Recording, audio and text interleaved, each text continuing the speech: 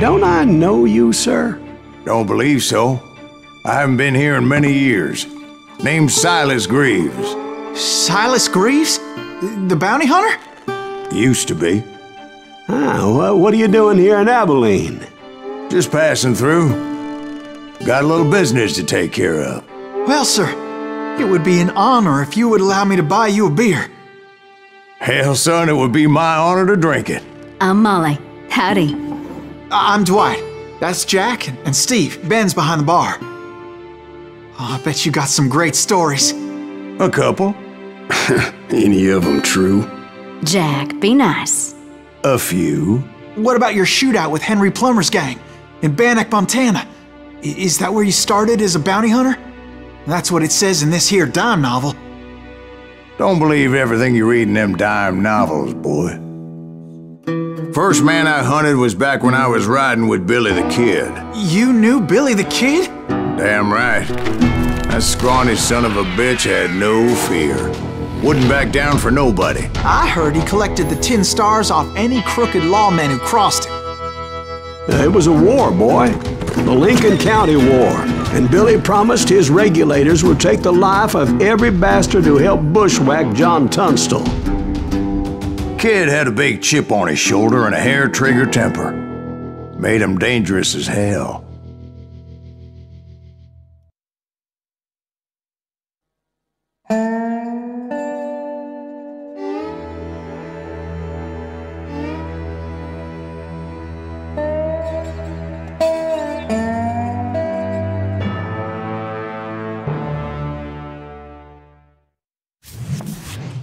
It was about 30 years ago. Billy was hiding out in an abandoned farm near Stinking Springs. I threw in with the kid because the man I had sworn vengeance on was riding with Billy's enemies. But before I tell you why I want that sumbitch dead, let me tell you what happened that day. I was heading back to the hideout when suddenly I had this funny feeling. Funny, haha? No, Steve. The other kind of funny.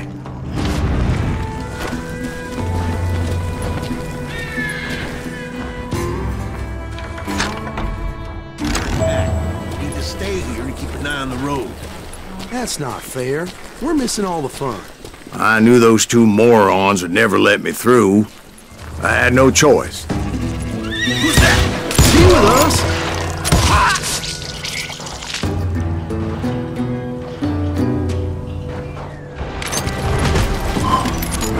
Was it Pat Garrett's posse? Oh, yeah. I heard the shots and I knew I had to move fast. Fire at will! Garrett and his army of deputies had surrounded the entire homestead. I decided to help Billy and the boys out a bit. So that's just what I did.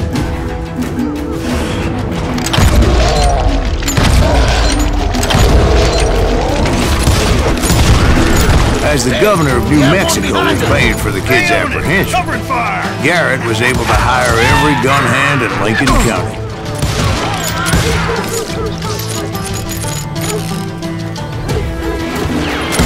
God damn you!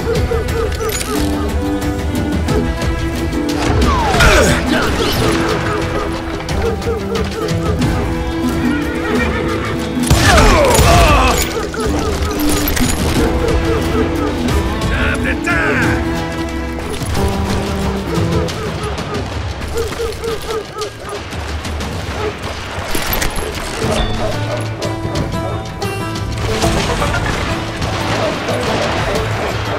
Watch out! He's one of them! God damn it, he's right behind us! Where the hell's Garrett? He's never around.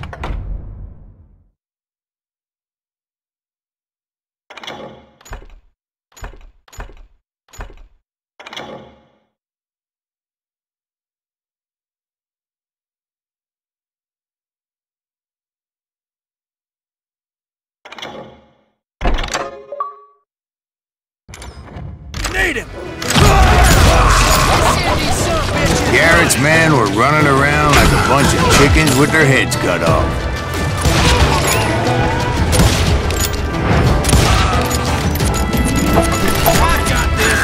Still, one of them reached the water tower.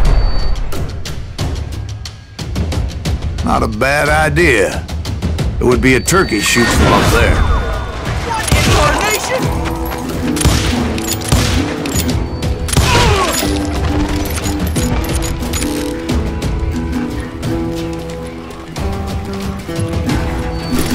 Luckily, these shooters Garrett hired weren't the sharpest tools in the shed. Let's do this! A lot of them were saddle tramps or sod busters or drunken drifters looking to make a few bucks. You ain't going nowhere!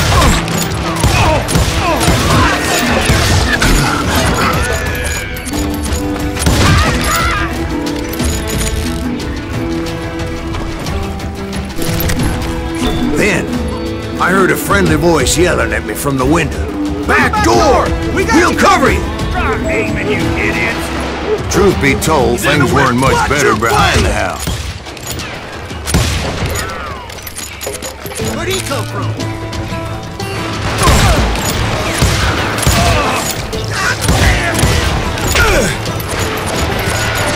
I cut their numbers in half, but that just made the ones that were left twice as mad.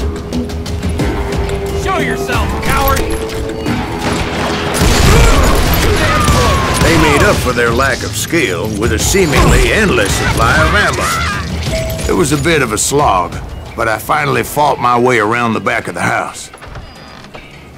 And like that, I was inside, none the worse for wear. I passed Dirty Dave, and upstairs I found Billy and Charlie Bolton. Man in a trap! You think you can kill me too? How about that?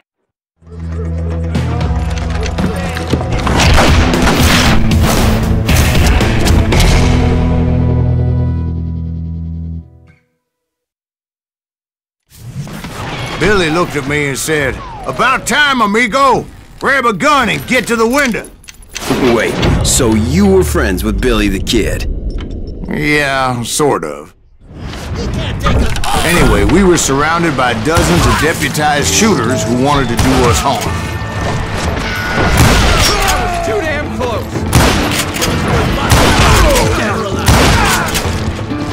I'm telling you, Garrett's men were dropping like flies, but they just kept on coming.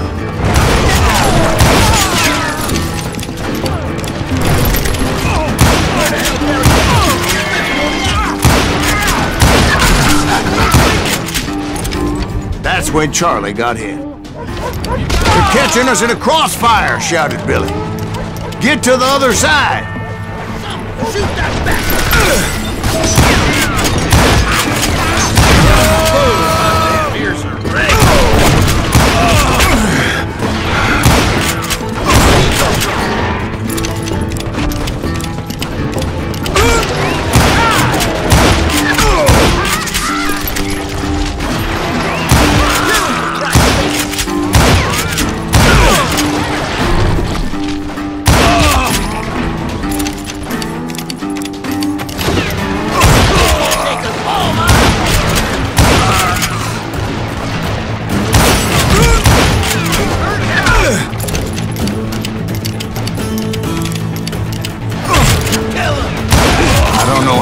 Those cocksuckers I personally put down, but it was pretty clear, even to Billy, that maybe discretion was the better part of valor. What's that mean? It means that it was time to cut and run. "They got a Gatling!" Billy shouted. "Get the horses and bring them round back. I'll draw their attention." He directed that order at me, and I thought, why the hell do I have to do it?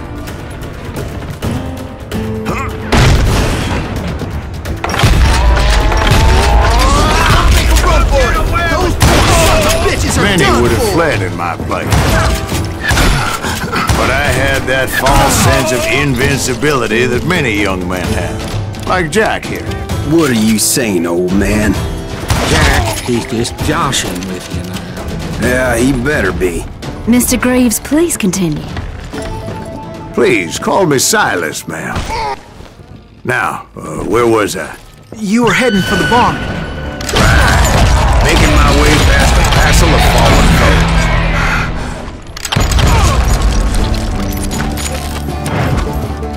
Sounds like Garrett hired a whole regiment of hired guns.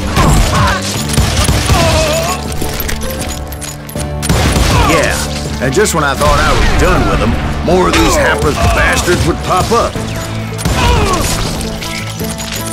Finally, I had the stables within my reach.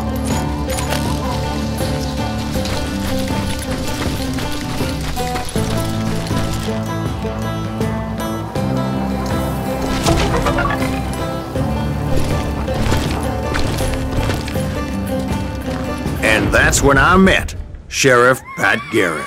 I read that you went toe-to-toe with him, sir. That backstabbing bastard with that tacked-on tin star.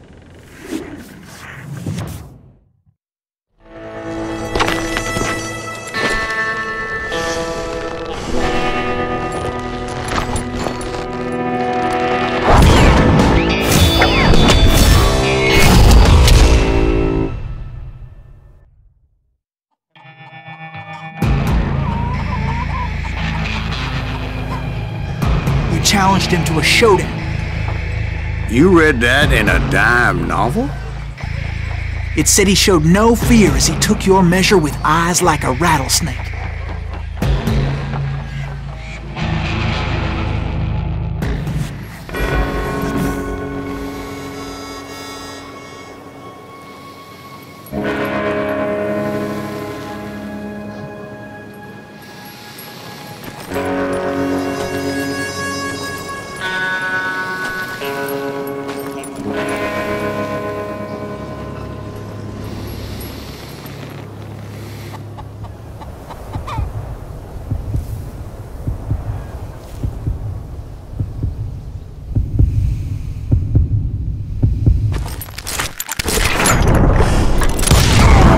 And that you killed him in a fair fight. Is that what that Penny Dreadful said? No, boy. That ain't what I meant when I said I met Pat Garrett. So let me start again. I finally reached those damn stables.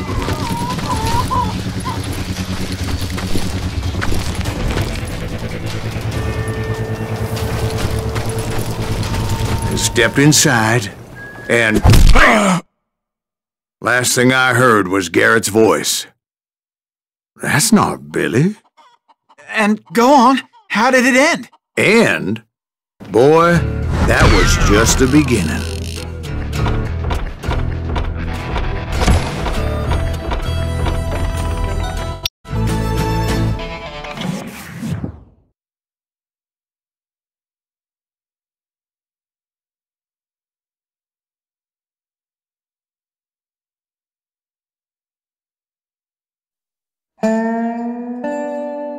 So what happened? Did Garrett arrest you? Yeah, after I came to, the bastard had clocked me with his Colt.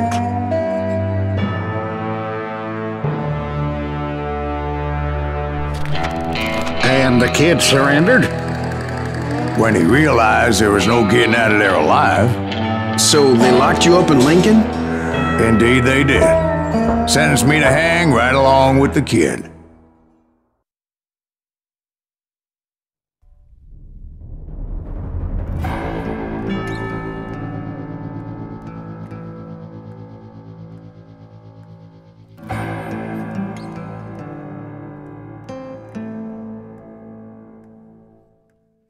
It's important to know that I was only riding with Billy so I could find the bastard I was after.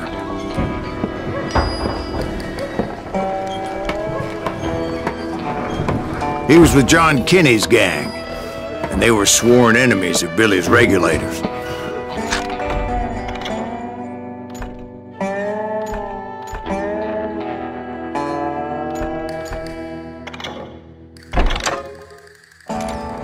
Why were you after him? I owed that son of a bitch a bullet for what he had done to me and mine. Instead, all I got for myself was a goddamn death sentence. Luckily, it was right around then that I heard Billy make his move. He shot Jim Bell and a few other guards as he made his getaway. Later, they wrote that some lady friend planted a pistol for him in the privy. What the papers didn't say is that Billy helped me escape too.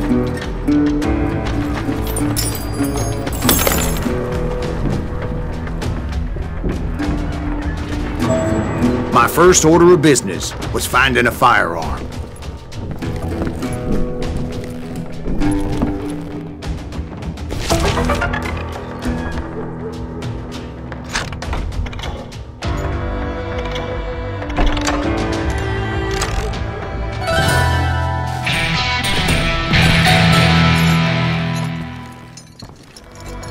Luckily, I located Deputy Bob Ollinger's mean-ass shotgun.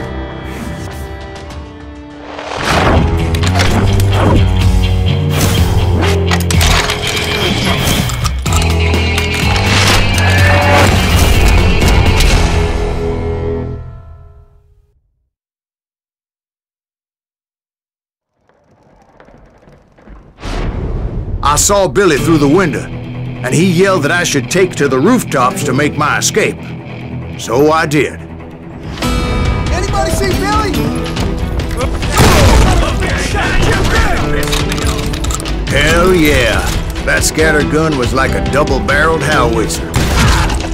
It could blow a man clear off his feet. You hardly had to aim the damn thing. The kids escaped raised a huge ruckus.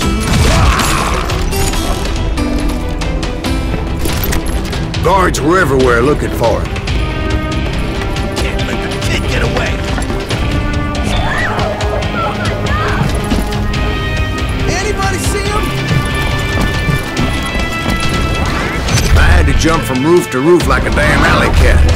I followed the planks where I could, but some of that wood was slippery as hell. The whole town was up in arms. And suddenly, I was a fugitive. How the hell did Garrett's gonna kick our ass!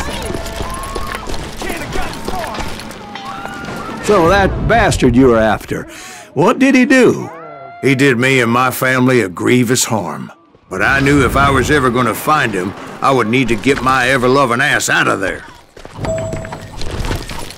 Where'd he get you? I tried to be stealthy and sneak my way past.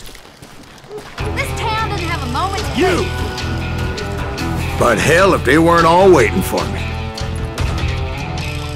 Apparently, some of them thought I was Billy. You hooligans can go to hell. Don't let him get away!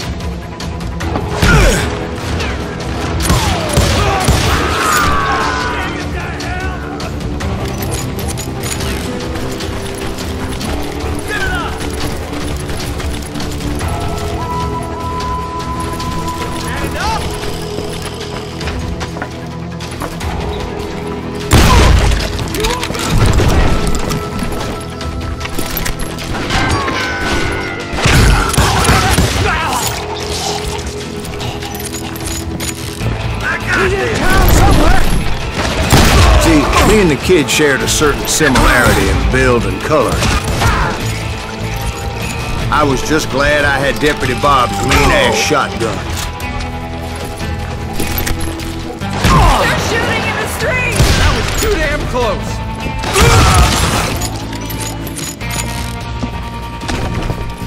I'll flank it! Get your headstone! There's children. God damn you! So much lead was whizzing by my head, it was like everyone in Lincoln wanted to put me in the ground. I knew I needed to find a horse. Though I never did have a great fondness for those four-legged grass eaters.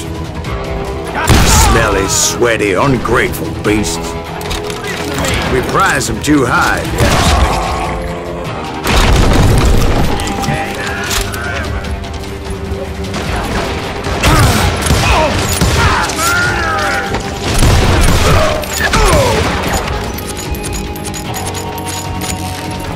You're threatening the lives of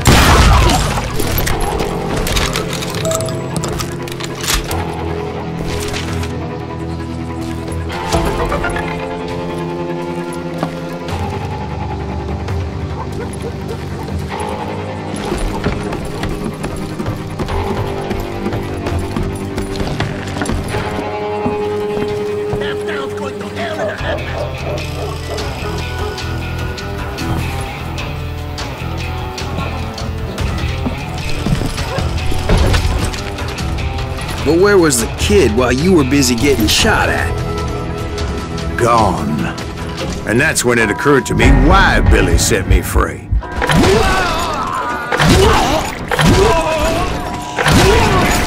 Respect for decency? So I could be a hapless decoy and draw attention while he snuck out of town.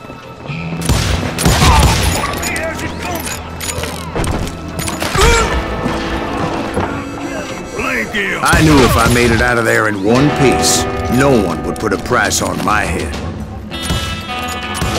Because everybody in Lincoln would be dead? No, because they all thought I was Billy, and all that blame would fall on him. Meanwhile, Deputy Bob Ollinger was organizing a posse to put me down. He was already a mean son of a bitch, but he was doubly pissed that I stole his mean-ass shotgun. Anyway, it was me or them, and the only way forward led me straight to perdition. But the cards were dealt, and I had no choice but to play them.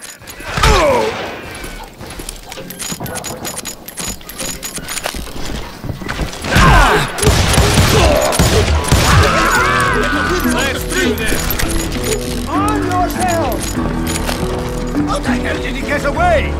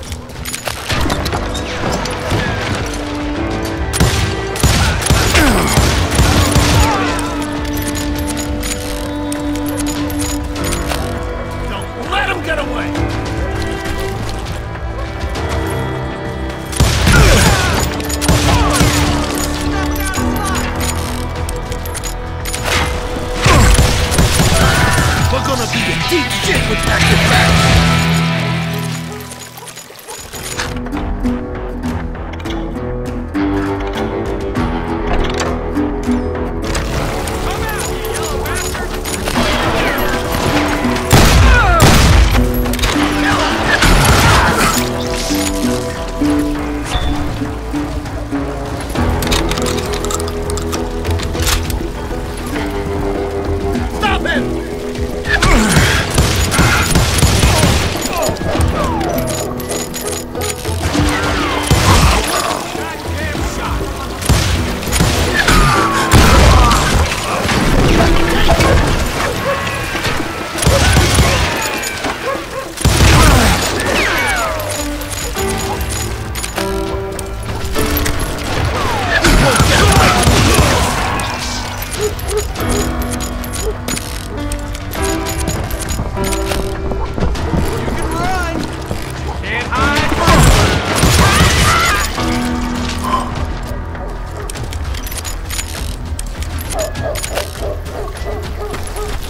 Finally, I found what I was looking for.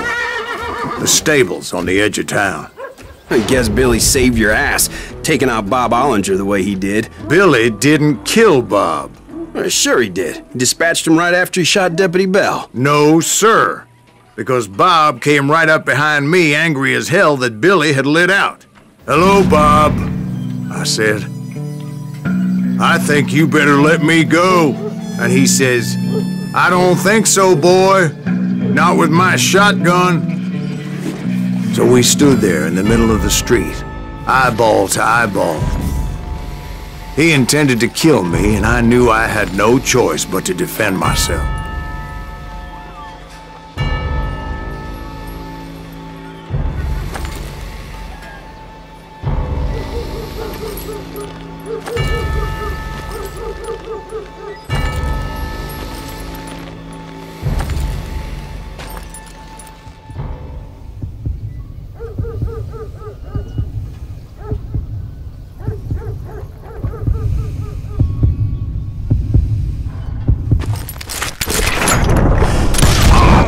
I killed him in a fair fight. Everybody saw I had no damn choice. Well, Lincoln got a mite depopulated that day. Pat Garrett gunned down Billy 3 months later.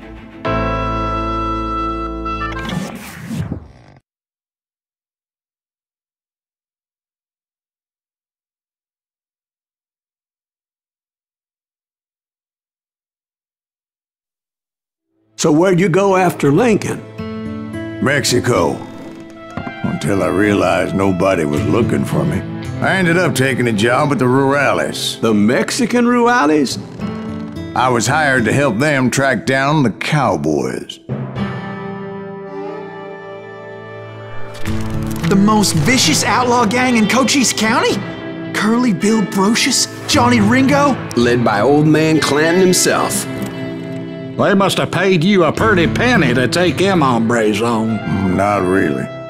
But truth be told, I had my own reasons for going after those boys.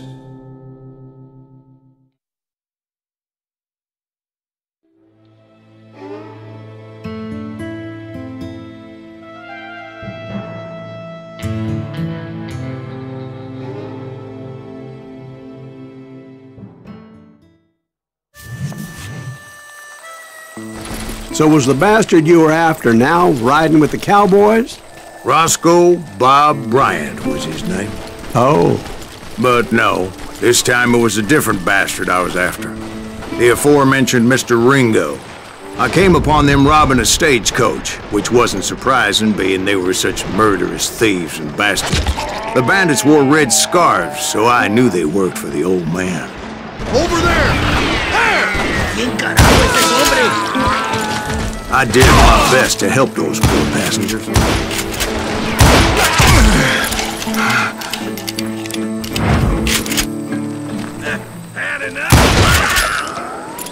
Moments later, the attackers were dead, and I checked the stagecoach to see how many passengers were still breathing. None. It was then I wondered if the rocks weren't hiding more bandits. Was that all of them? Or did I just hit the rear guard? I quickly got my answer. They attacked from on high like Apaches often did. They would appear in great numbers from above and rain down lead on their hapless enemies' heads, making use of the high ground or whatever else they had. Yep, the Apaches always appeared out of nowhere, and there never seemed to be an end to it. Hold on, were you attacked by Apaches? What happened to the cowboys? Did I say they were Apaches? I said Clanton's cowboys attacked me Apache style. I was in a pitched battle, but I was holding my own against an overwhelming enemy force. Where's he going?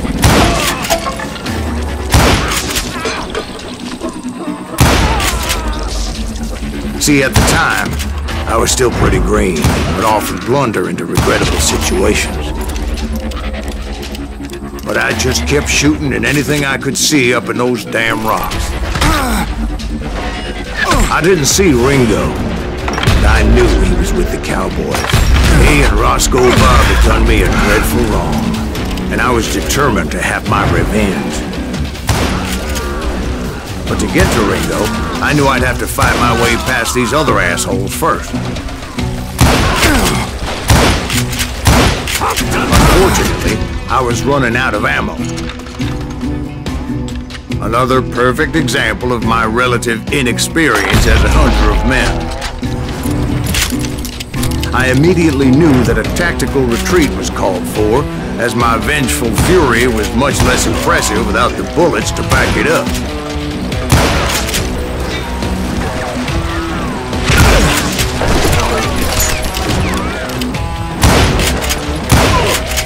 Shoot that running son of a bitch! Finally, they managed to corner me. Trapped as I was, the odds of my survival seemed pretty slim. Luckily, serendipity was on my side as I suddenly spotted a way out of my predicament.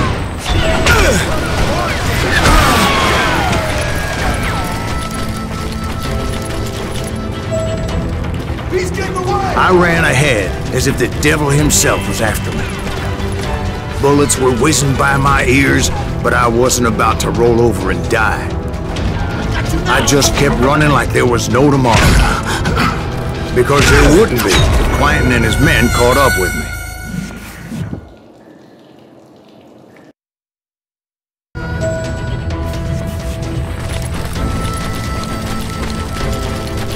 Hard to hit a moving target.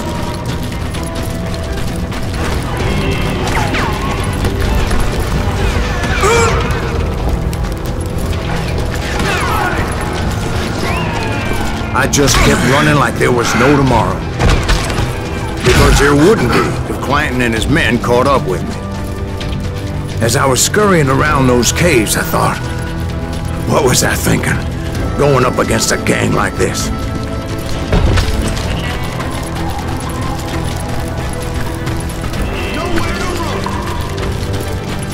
I just kept running, not knowing where the hell I was going. And that's when something miraculous happened. Like manna from heaven, I found the desiccated remains of what looked like an Apache warrior. The old weapon next to him supplied me with some much-needed ammunition.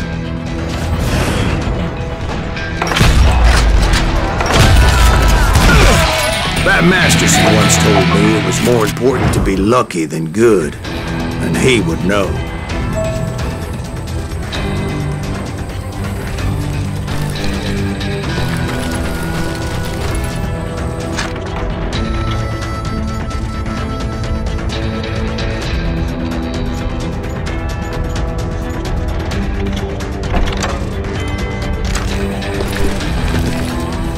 And imagine my surprise when I found a fistful of dynamite to go along with that ammo.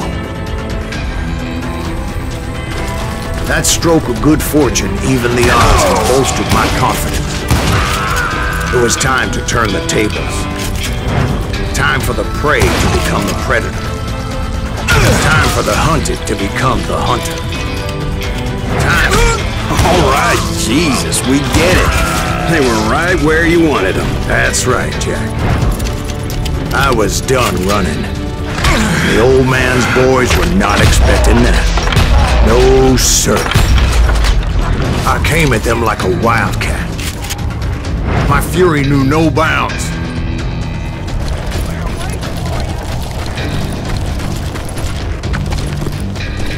Shoot that running son of a bitch!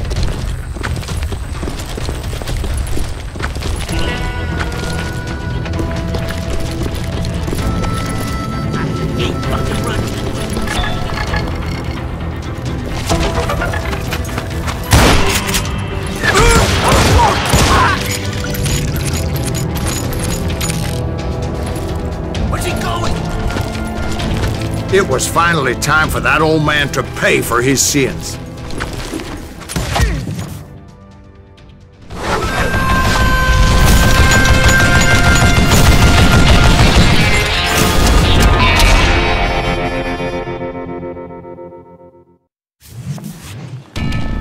I yelled out at the top of my lungs, "Clanton, I'm coming for you!" A little stealth might have made more sense, to be perfectly honest. Because that old fool had a Gatling gun and enough bullets to last him till kingdom come. But I knew I could not let that deter me. Not if I was to find and kill Ringo. I needed to get that old man off that gun.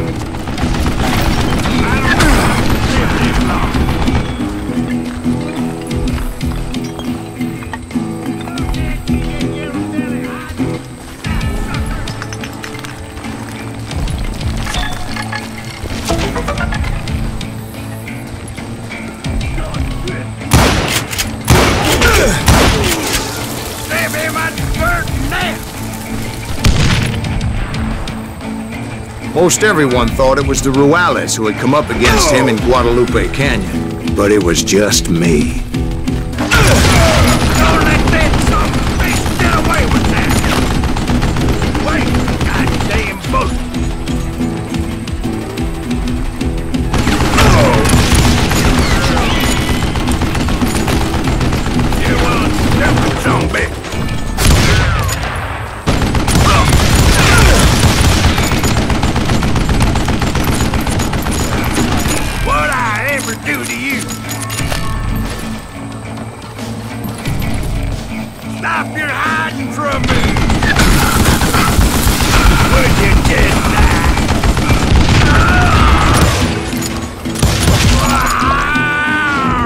Finally, one of the cowboys made it out of there alive and told Ike and Billy Clanton that it wasn't a Mexican who took their father's life that day. They just assumed it was one of the Earps, and that little misunderstanding eventually led to that legendary gunfight at the OK Corral.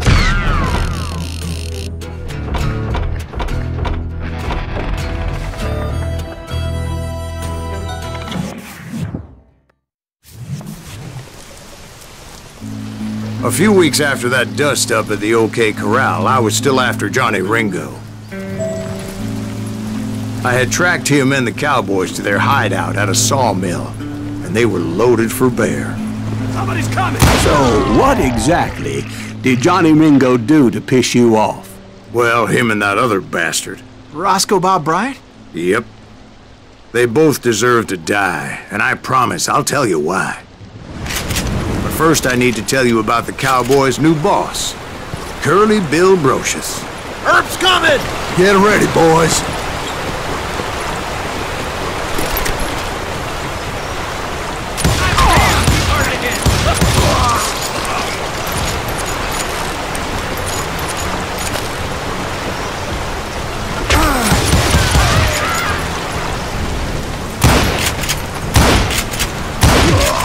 Curly Bill took charge of the cowboys upon the old man's demise, and after that gunfight at the OK Corral, the Clantons wanted revenge.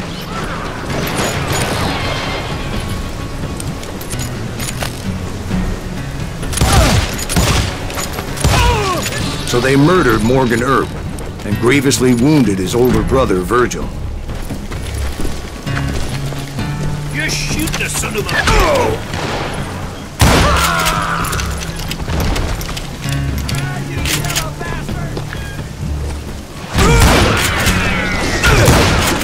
Wyatt and Doc went on what became known as the Vendetta Ride, hunting those outlaws down. So when I showed up, that's who they thought I was. Bullet with your name on it.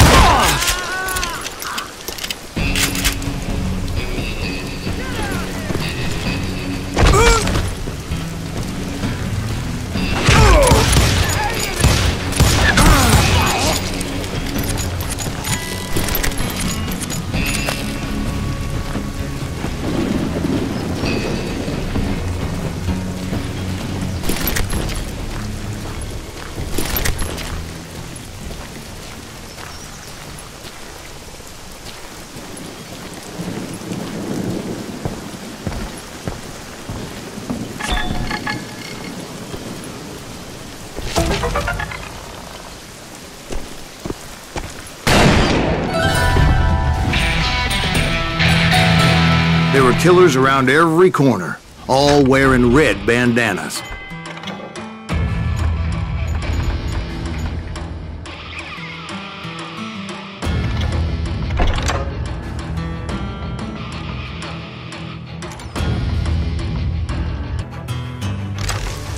That's how the cowboys identified each other, and I was beginning to wish I had one myself.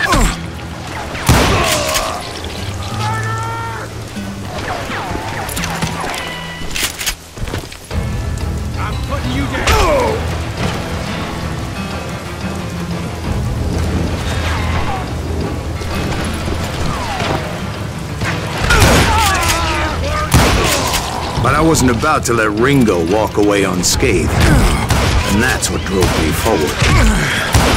They say that Ringo was infernally fast. I hardly saw anyone faster, boy. Certainly not Wyatt Earp. That man was all hat and no cap.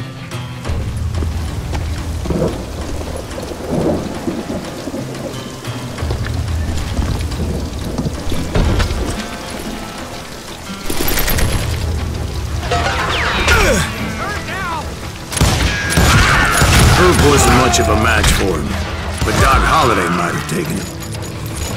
That Lunger should have kept his nose out of it. They never charged anyone for the murder of Morgan Earp. But everybody knew that Curly shot him in the back. That was common knowledge. Yeah, maybe so. But Ringo had nothing to do with it. He was just being loyal to a friend. Is that what you call it? Being loyal. Well, to get to that loyal friend, I had to pass by some buzzsaws as big as a man.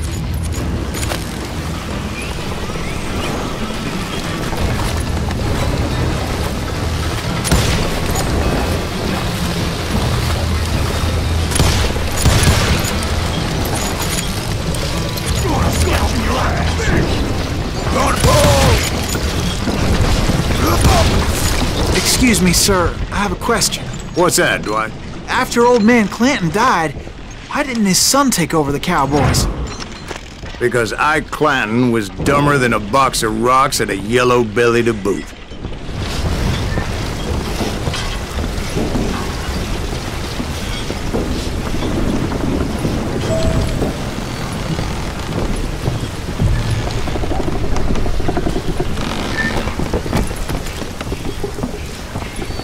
Now, where was I?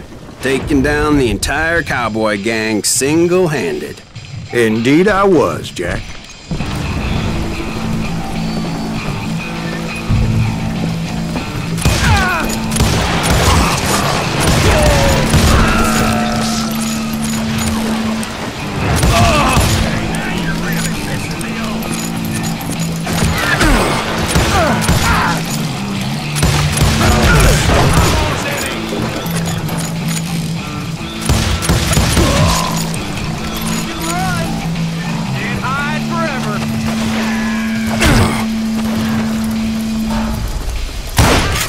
Though it wasn't easy, as those boys had good cover.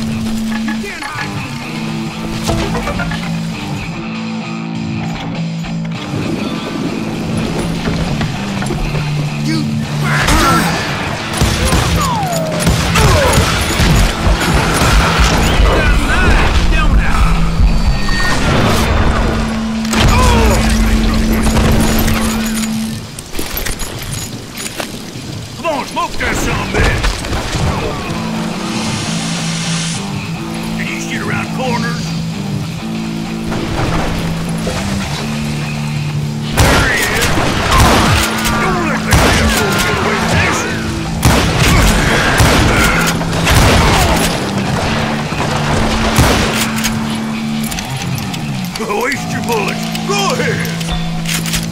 Oh, now what? Death is too good for old. What are you gonna do? There were carts everywhere, piles of lumber, and God knows what else for people to hide behind.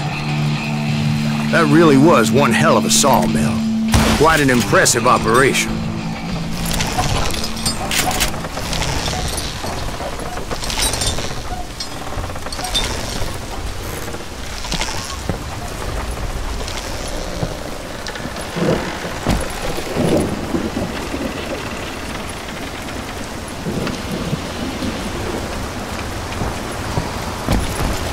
And where was Curly Bill? Did you see him? I'm about to get to that, Ben. Patience. I'm painting a picture here. There was this beautiful waterfall and a crystal clear stream that led to a verdant valley that was truly... Consider your picture painted. What happened next? Well, finally the bastards that were still alive made a last stand.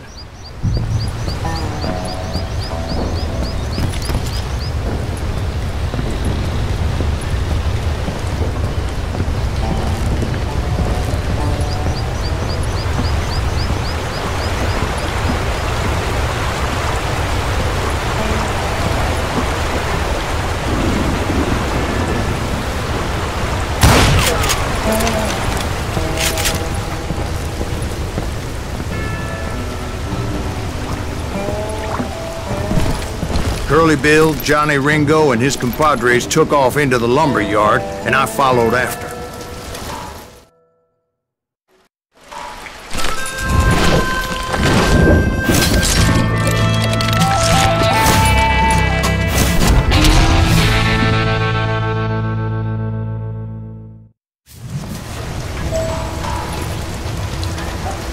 Are you saying they ran? Cowardice was not in Ringo nor Curly Bill's nature. No, sir. I never said they were running scared. They just wanted me out in the open.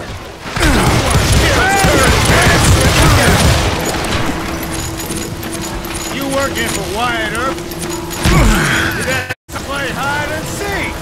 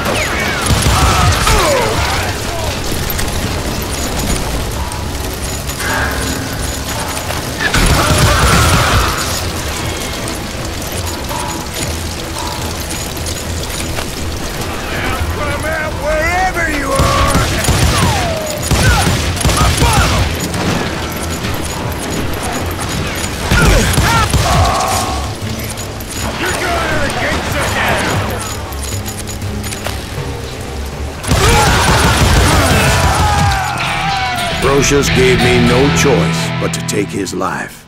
But Ringo was nowhere to be found. I knew you didn't kill Ringo, because he was found dead in a different location altogether. To this day, his killer is still unknown. Indeed. Took me a few months before I finally tracked his ass to West Turkey Creek Canyon.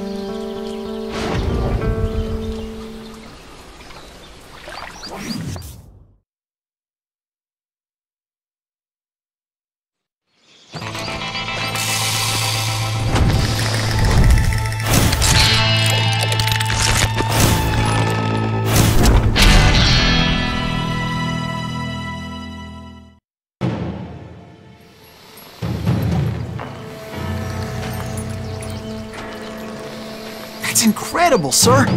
I always thought that Doc Holliday was the one that killed him.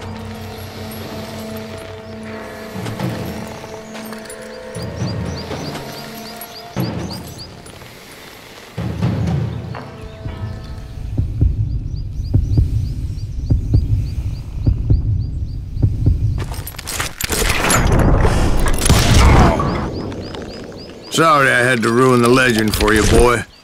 But the legend ain't always true. Doc Holliday had nothing to do with the death of Johnny Ringo.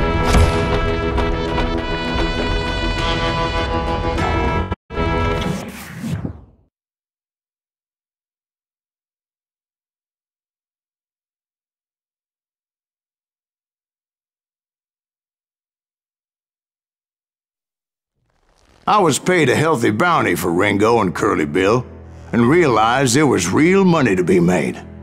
That's why I went after Henry Plummer.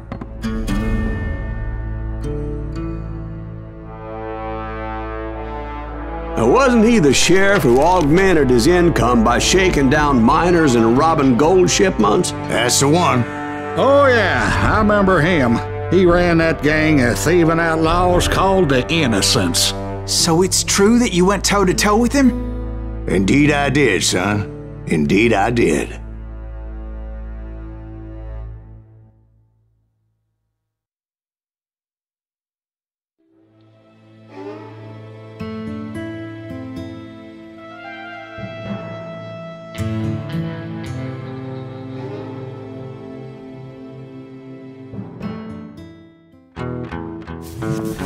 I knew I needed resources if I was going to track down Roscoe Bob Bryant, and hunting Plummer looked like a good way to get rich quick.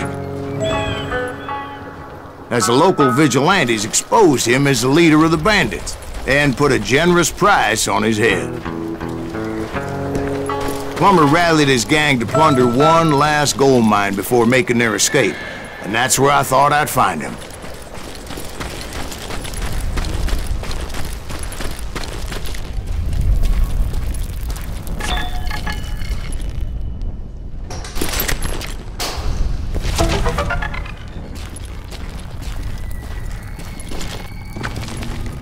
It makes me nervous standing so close to all these goddamn barrels of gunpowder. Why would you be nervous? No one has the cojones to come after us. As long as you don't light up a cigar, we're fine. Besides, George is up there on the rocks with that rifle of his. Nothing gets past him.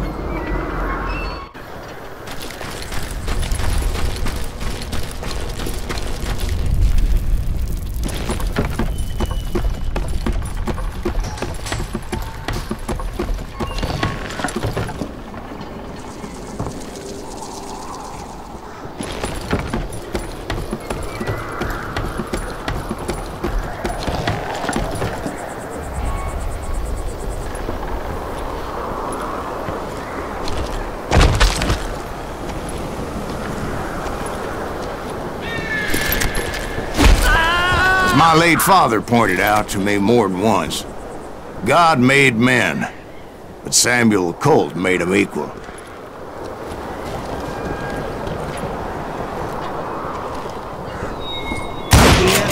Who the hell is that? Don't let him...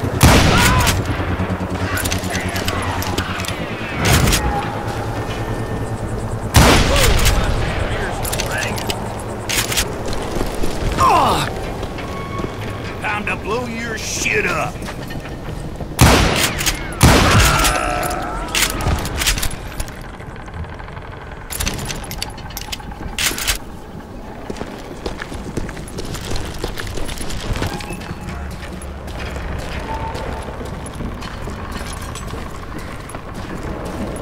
I knew that dynamite wasn't mine, so I decided the polite thing would be to return it. It was the biggest gold rush since Sutter's Mill in '48. Unfortunately, prospectors weren't the only ones drawn to those riches.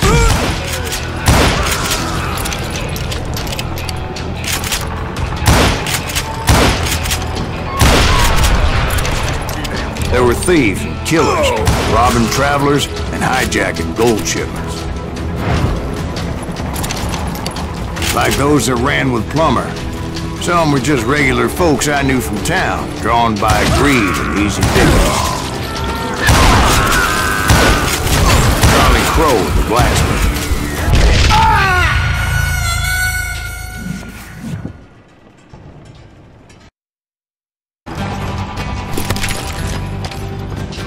You can't beat the innocents.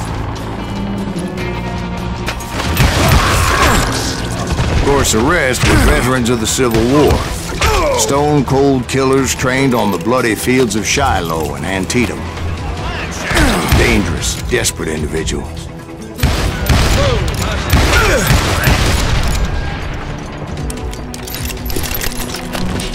You must be about out of bullets. Plummer had a lot of men on his payroll. A hell of a lot. That son of a bitch pretended to protect the public with one hand while stealing them blind with the other. He set up a defensive perimeter which I had no idea how to breach.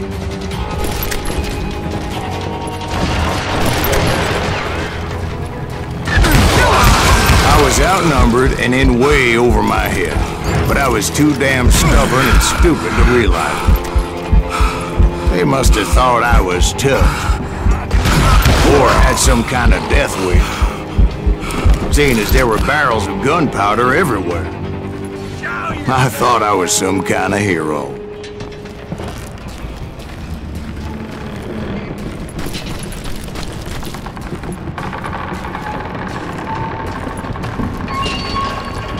I finally made it past and headed on to meet my destiny. But first, I had something I needed to figure out.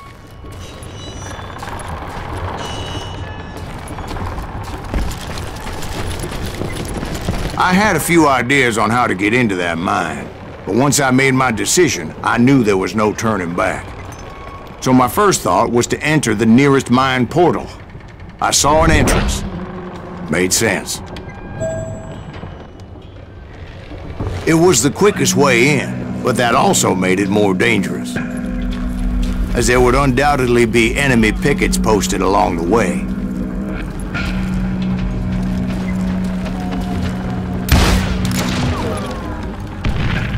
Do you know who we are?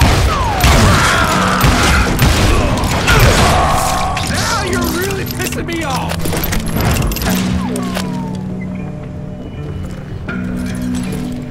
You can't hide forever!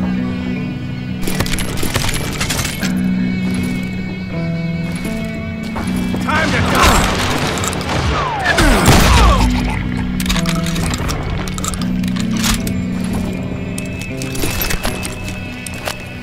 Besides, once you enter a mine like that, it's easy to get all turned around. And that confusing maze of corridors wouldn't even be the worst of it. Some of those shafts could be as deep as hell.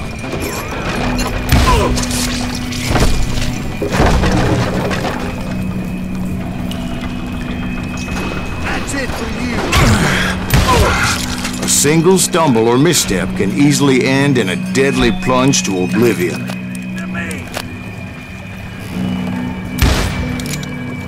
You ain't beefing me.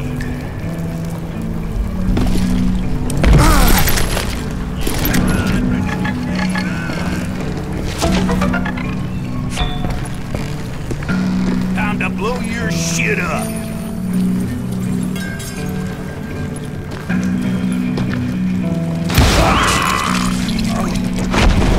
Quick reflexes often make up for a lack of common sense. Luckily, I was never one to be easily bushwhacked. I would just need to be careful not to blow myself to kingdom come.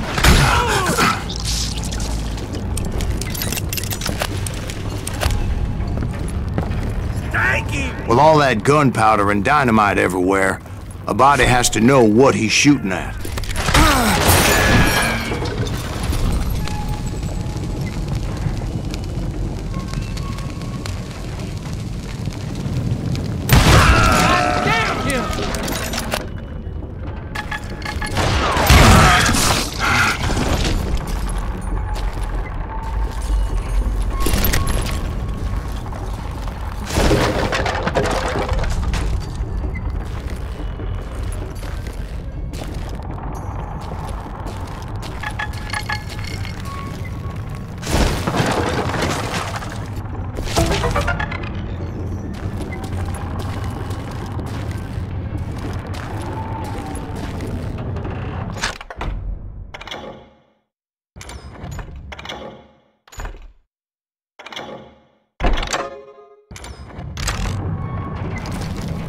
One wrong bullet could have turned that mine into a dad-blasted tube.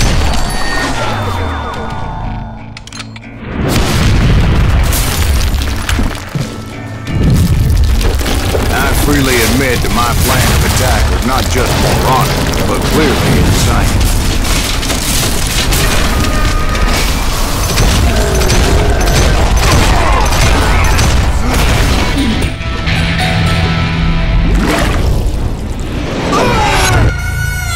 It's a good thing that I abandoned that ridiculous plan before I even tried it. Instead, I spotted a ladder, a way into the mine from the opposite side.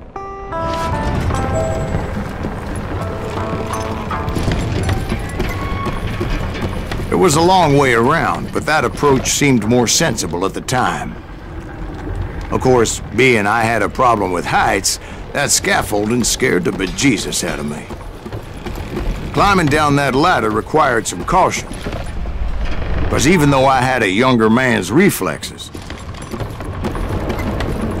no man can dodge a damn bullet while climbing down a rickety ladder. I needed to make a leap of faith, which ain't easy when you're suspended between heaven and hell. I was determined not to give up, however. As Sheriff Plummer seemed quite the despicable character.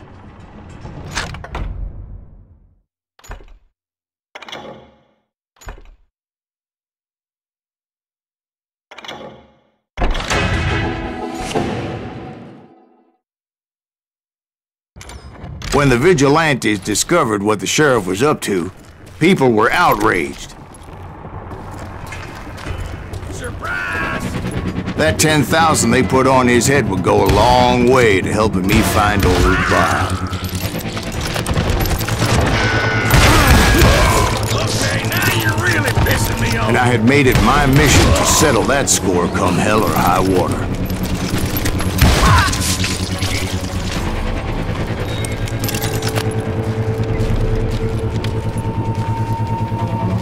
But first, I would have to make a choice.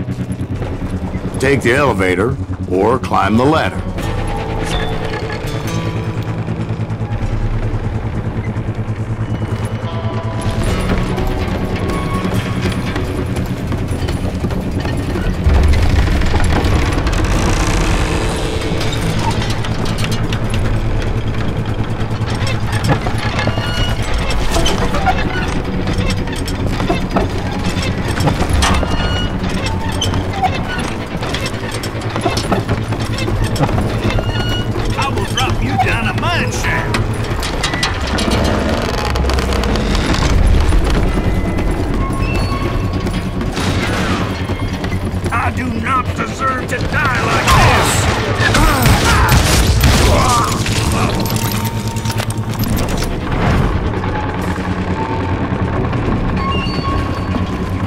Plummer was a mad dog killer, and the people of Nevada City deserved better. Nevada City?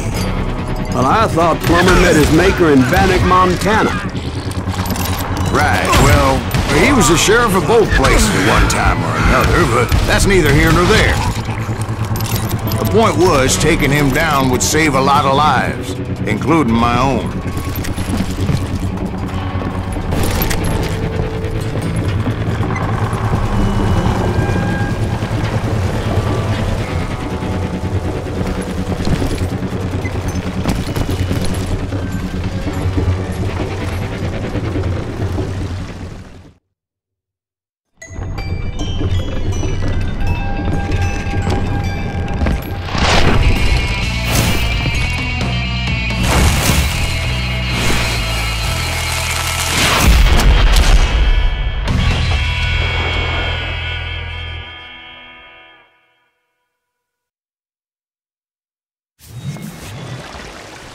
They're gonna bury you! This is getting worse and worse for you, ain't it? Henry Plummer was clearly unhinged, and I could see right away that this was gonna take some doing.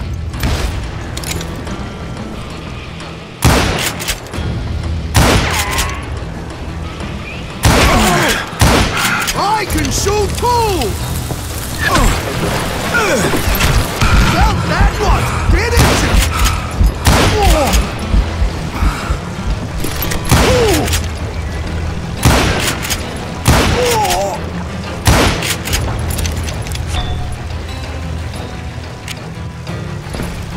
No blood for you today!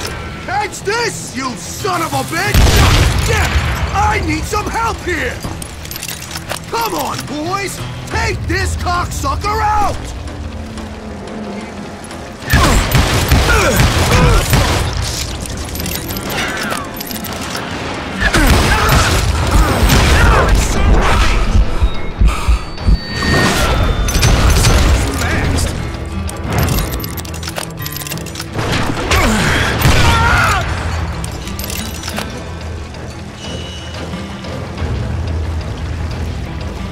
They're gonna need a dustpan to pick you up!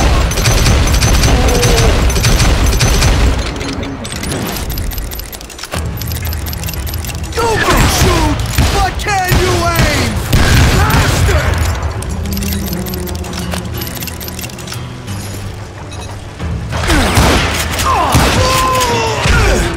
So that's how Henry Plummer died. Him and his crew were worth their weight in gold. And now, I was officially a bounty hunter.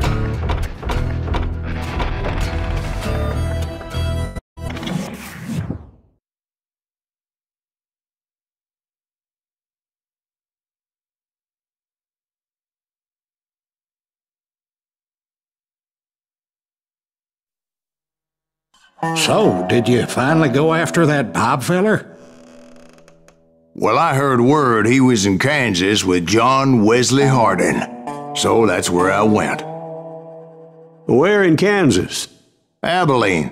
Why do you ask, Ben? No reason. Was Hardin as fast as Ringo? Ringo was fast, but John Wesley was as fast as the devil himself.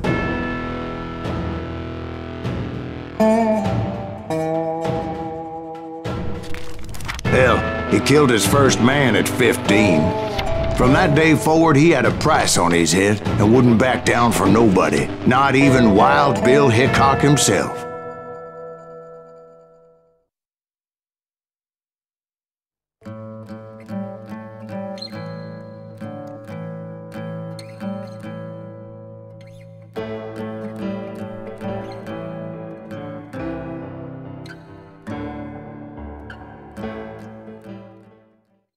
I dodged death many a time, and that night in Abilene was no different.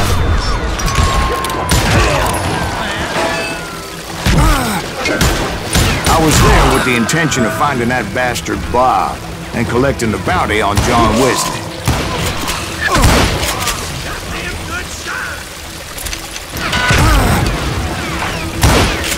Can't get a good shot at it.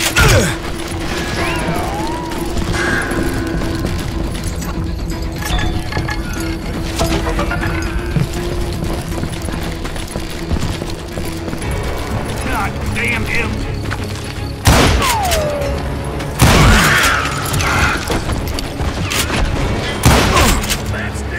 I thought the Texas Rangers got heart. Yeah, that's what they want you to believe. It was cold and a witch's tit and a brass bra that night as I fought my way past his loyal compadres to the very same saloon we're sitting in today. Look around and imagine this place painted in blood. Hardin was waiting for me, and...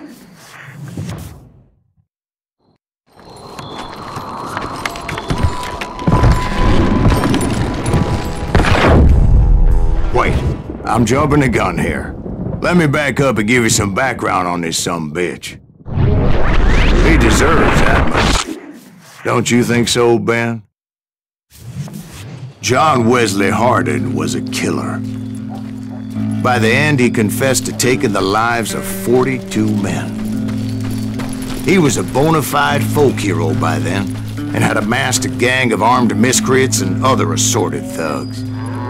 He and his men set up camp outside of town, and I was hoping Bob was among them. Shit, it's cold out here. I'm freezing my giblets off. Ain't right, we gotta stay out here keeping watch like this. Ain't nobody stupid enough to go after Hardin anyway. Better 3 hours early than a minute too late. Damn it! That son of a bitch! They didn't ask why I was there. They knew. As most of them were wanted as well. I figured Hardin was here somewhere, but to get to him, I'd have to get past his gun hands. And that was easier said than done, as most of them were as foolish and full of bravado as I was.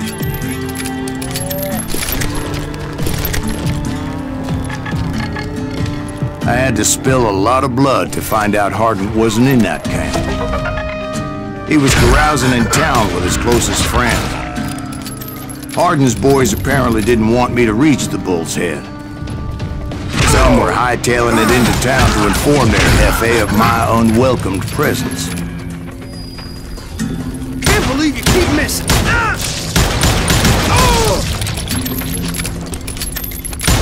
I'm just getting started.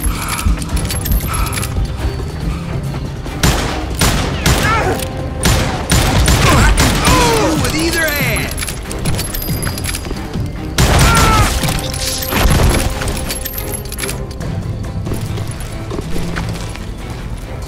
Tell Hardin someone's coming for him. Stop that sumbitch!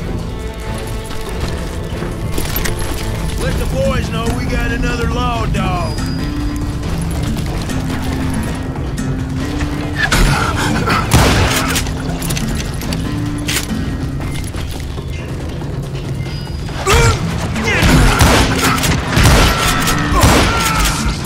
wondered if Bob was among them.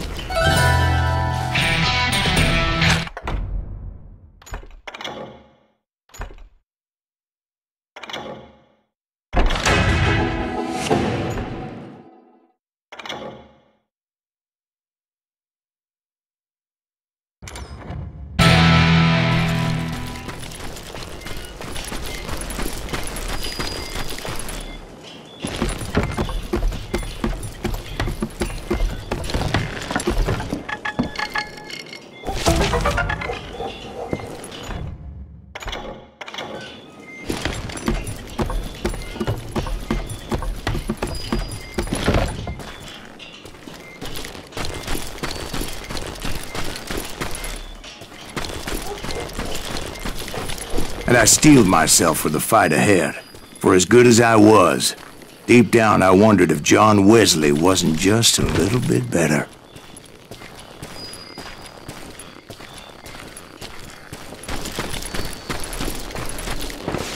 Before I could test my mettle against Hardin, however, I would first need to dispatch his cadre of hired killers. Most of these degenerates were beyond redemption, but John Wesley might have been a different story. I didn't learn until later that that night was in fact his birthday celebration.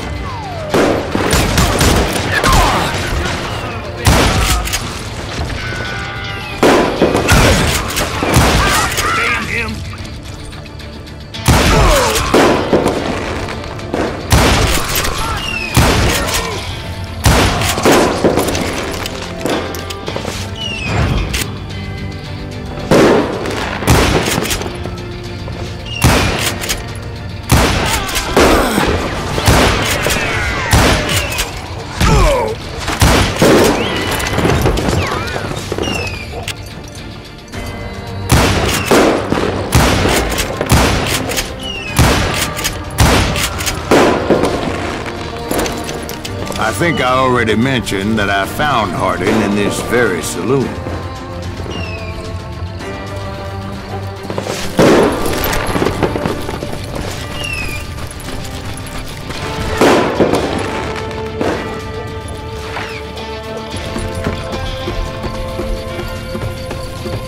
That's right! Run!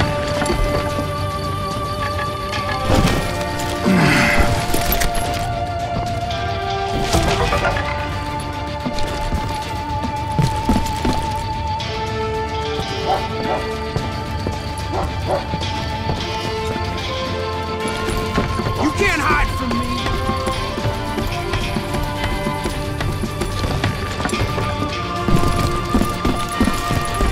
Little arrogant sucker!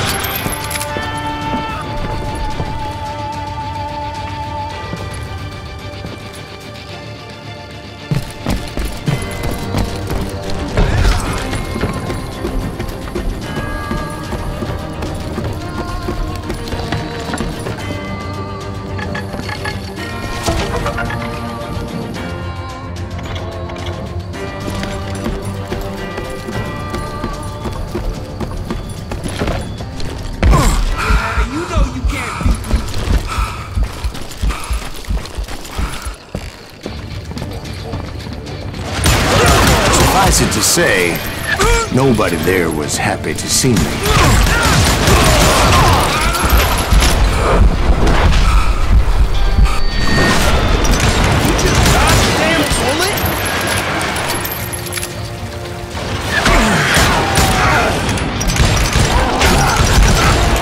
fact, I felt a certain hostility.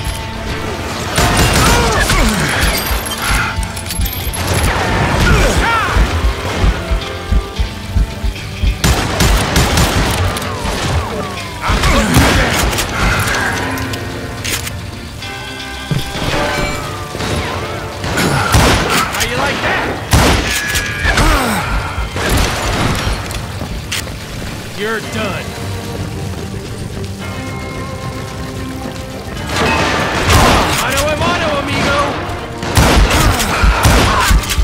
was disappointed that neither Bob nor John Wesley were among the dead. But that was short-lived, as a moment later I was facing down the fastest gun in the West.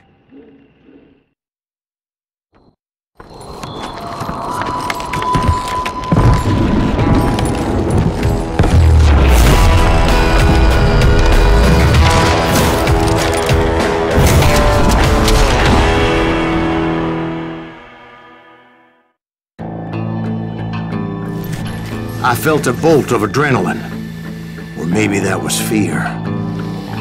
He was well known for his tricks, and I knew I'd need my own if I was ever to defeat him.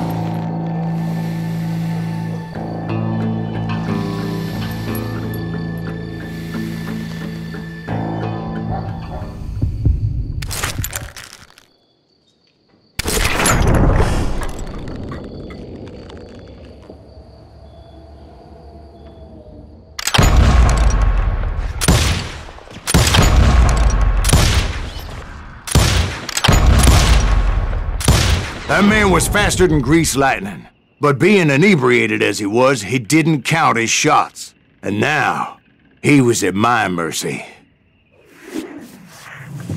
So he didn't die? No, I sent him to prison. Years later, after he was free, some restless Avenger took his life. Shot him in the back in a saloon just like this one. Anybody up for another beer? Ben?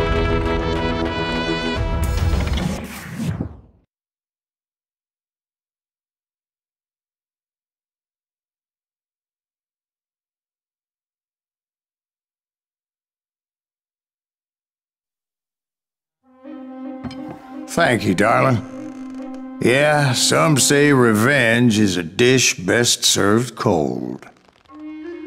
So whatever happened to that Bob guy you were after?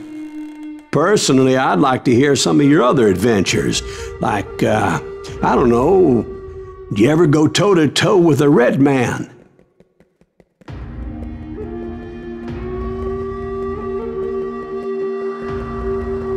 Yes, I did, Ben. I remember once I was after this renegade Apache, Grey Wolf. Strangely enough, revenge was also his primary motivation.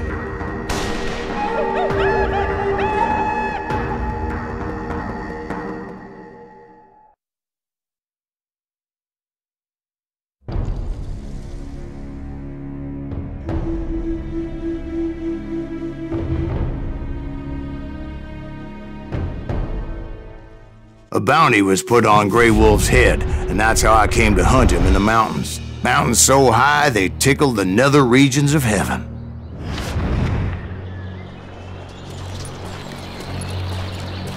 Grey Wolf was a Chiricahua Apache medicine man who had led a war party in revenge for a massacre against his people.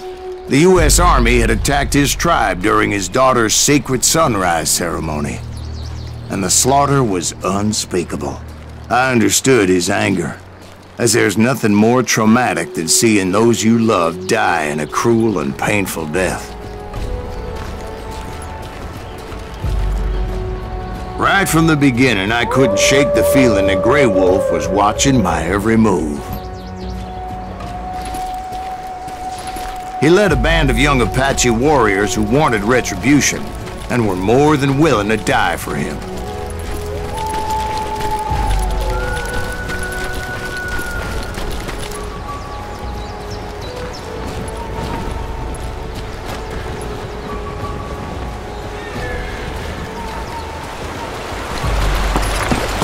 They saw me before I saw them.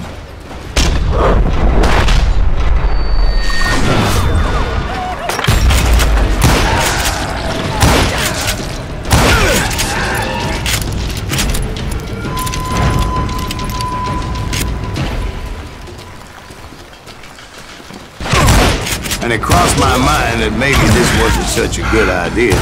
But now that the shooting had started, there was no backing down.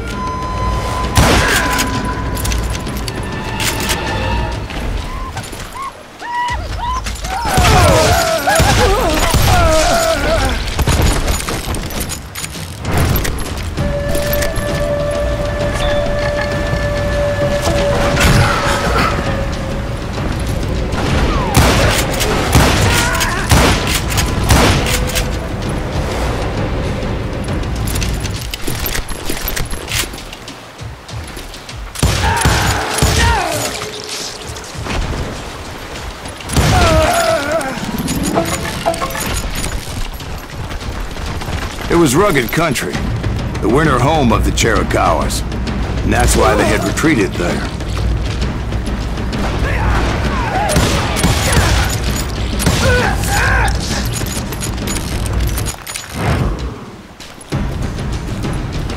I admit to having some regrets about going after them the way I did. But then again, I got a lot of those.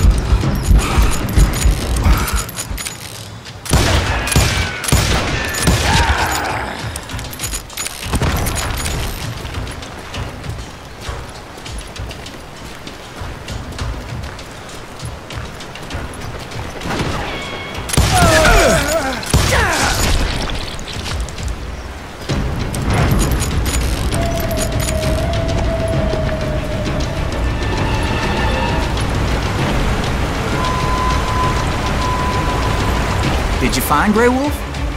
Not at that moment, but I did find the entrance to their hideout.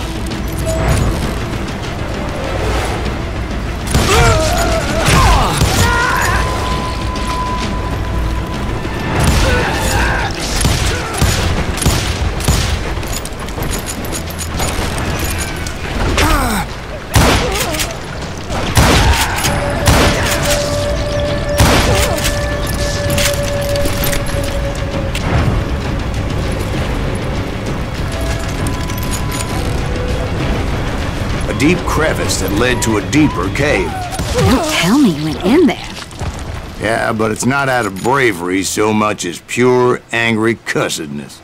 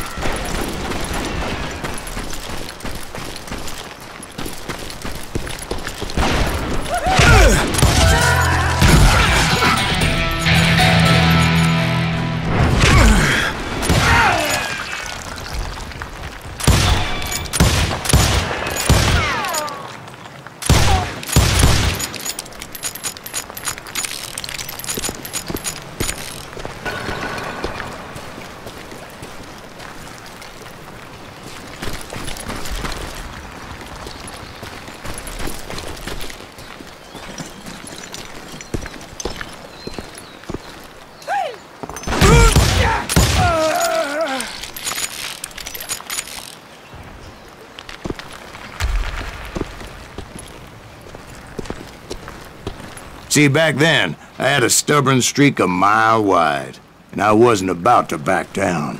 So it was like pitch black in there? Actually, it was pretty well lit, as they had torches on the walls.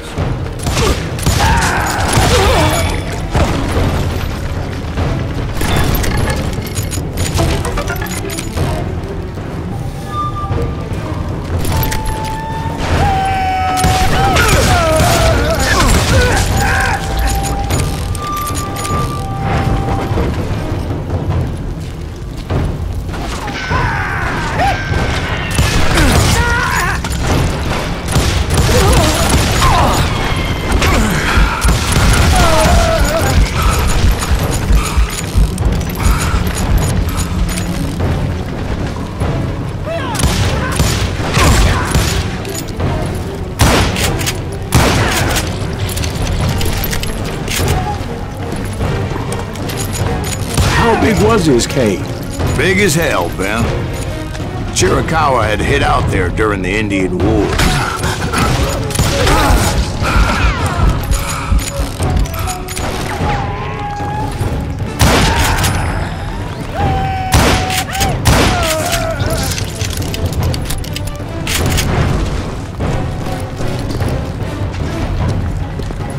They thought it was haunted with the ghosts of those murdered by the horse soldiers.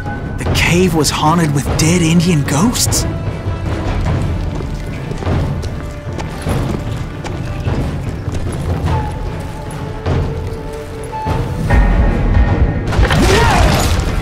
be honest, I was more concerned with the live ones than the dead ones.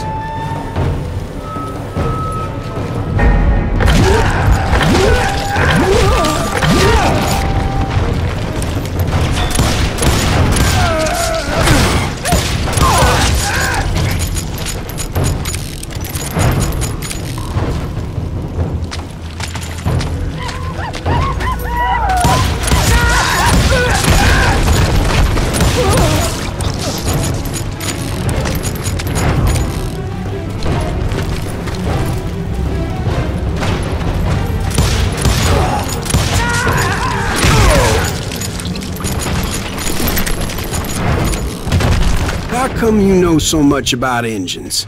A few years back, I was married to 2 Mescalero women. At the same time? Yeah, they were sisters. Polygyny is traditional among the Mescalero. So what happened? Oh, I had to get out of there. Those girls never shut up. Both of them nagging at me all the time. Drove me half crazy. Haven't seen them since. No, I mean, what happened with Grey Wolf? Oh, well, I pursued him into the Cave of Death.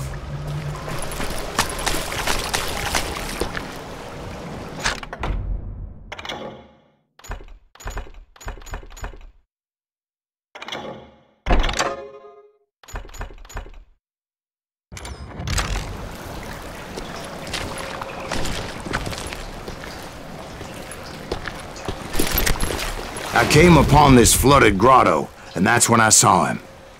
He came to me unarmed and unafraid.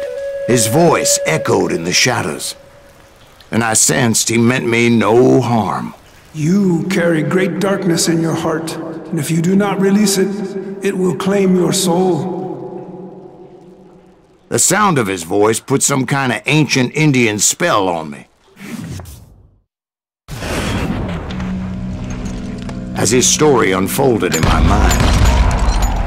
You will come to this place again and kill many more men, and the darkness will grow until it consumes everything that you are. The soul would have no rainbow, the eye had no tears. He said I was a great warrior, a coyote man, unequaled by any other pale-faced warrior, or something like that. The snakes will bite shadows of your past until a venom poisons your heart, and an echo of the song of the dead summons the spirits deep from within the mountains. I didn't quite get what he was saying, but there was definitely snakes. And indeed, his warriors surrounded me and attacked me like hungry wolverines. They couldn't stop me, though, and Grey Wolf wasn't in the mood for idle talk.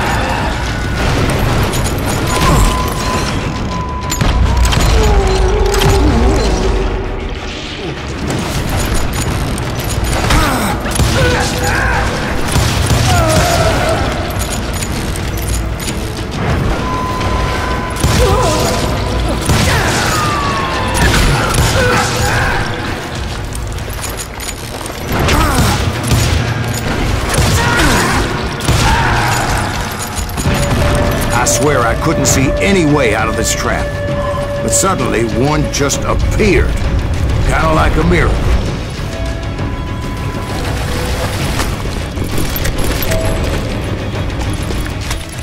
I felt like I would be lost in that damn cave forever.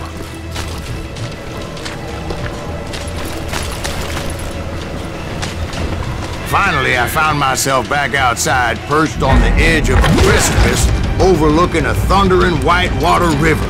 To get where I was going required several leaps of faith, but no way in hell I was turning back.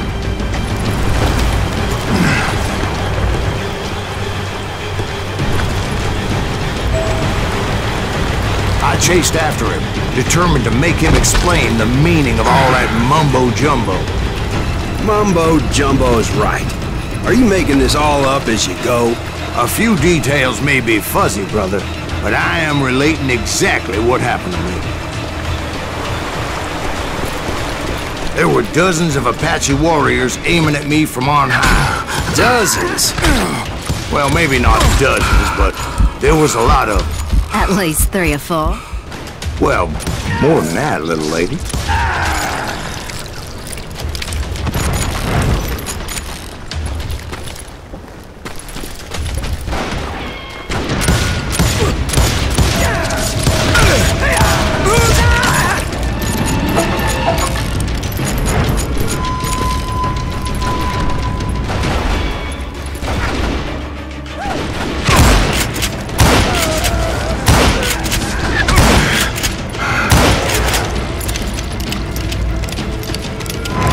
steep climb up creek ahead of me and scrambled up those rocks like a mountain goat. I was determined to locate Grey Wolf and find out exactly what the hell he was trying to tell me. And wouldn't you know it, that crafty son of a bitch led me right into a trap. What kind of trap? Well, son, there had to be at least 100 Apaches surrounding me. 100? God be my witness. Oh, come on. Who are you kidding? Hey, I believe you. Come on, tell us how it ended. All right, but I'm not gonna drag this out. Where were we? You were surrounded by 100 Apache warriors. Well, I didn't take the time to count them exactly, but there were a lot of them.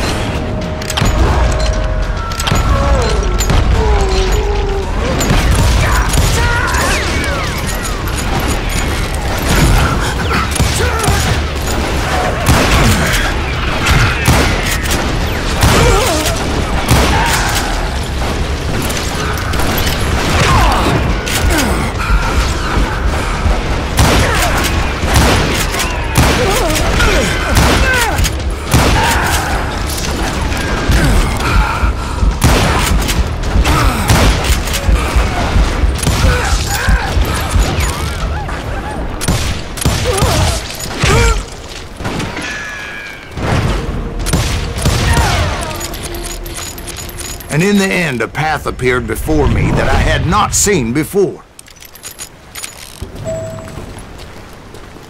I followed it as I desperately needed to find out what Grey Wolf was trying to tell me.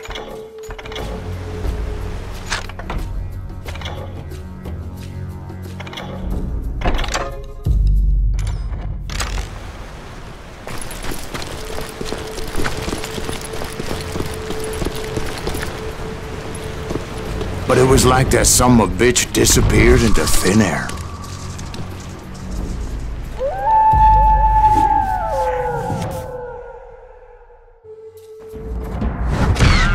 Never did find him.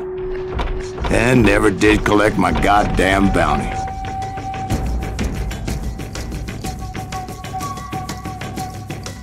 Thank you, darling.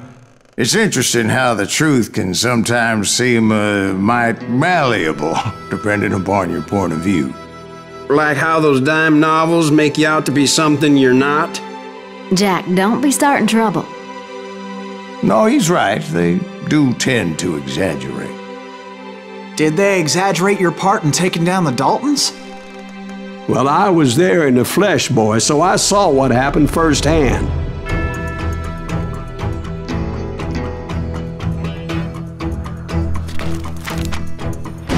Those Daltons were lawmen once, before they all went bad, robbing banks and trains clear across the territory.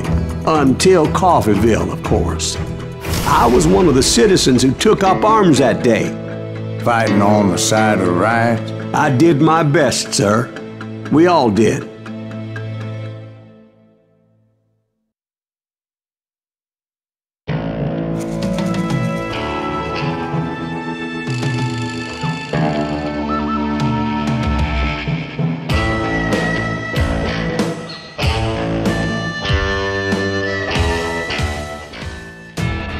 It was early morning. One of my friends was a local gunsmith, and he handed out firearms to anybody who'd take one. You see, the Daltons got it in their heads to rob 2 banks at the same time. 2 banks on the same damn street. He can't stand against the law.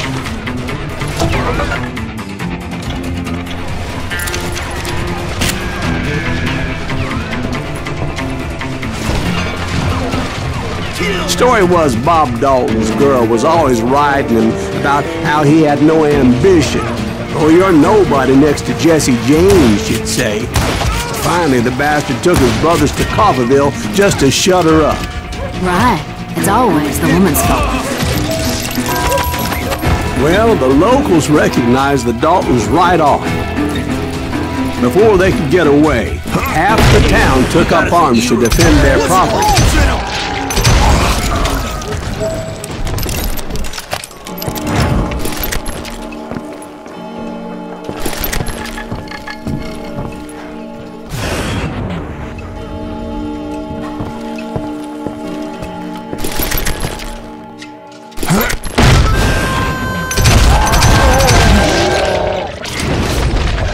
The brothers paid dearly for their stupidity, but everybody knows they had it coming. There's more to it than that. I read all about that day, so I know for a fact that it went down very differently. First of all, it was high noon. A posse of U.S. deputy marshals were on the rooftop across the street. Get ready, boys. They're gonna make a move. The lawmen had been tracking the Daltons for months. Now they finally had them dead to rights.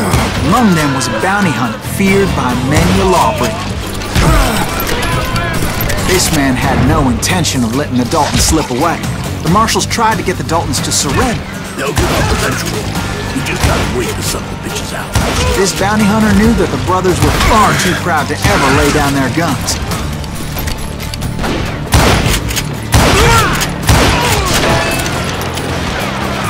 He went in there alone to confront those criminals.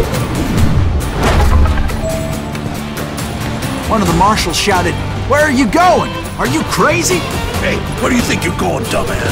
That rifle's mine. But he paid him no mind. He saw a way to get around to the back of the bank. Then he figured out how to hit the Daltons from a direction they weren't expecting.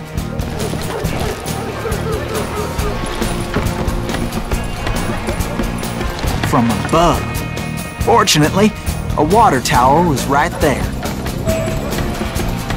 A moment later, he was climbing up a steep ladder, laughing at danger as he did. It was brave men like him who risked their lives to tame this wild country.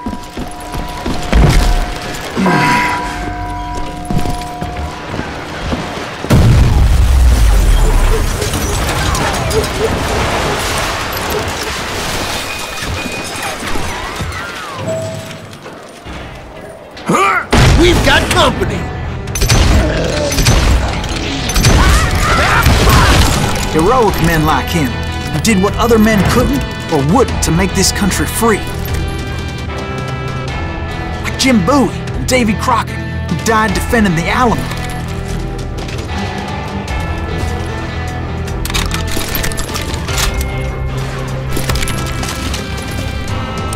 Is that Silas Greaves? Son of a bitch!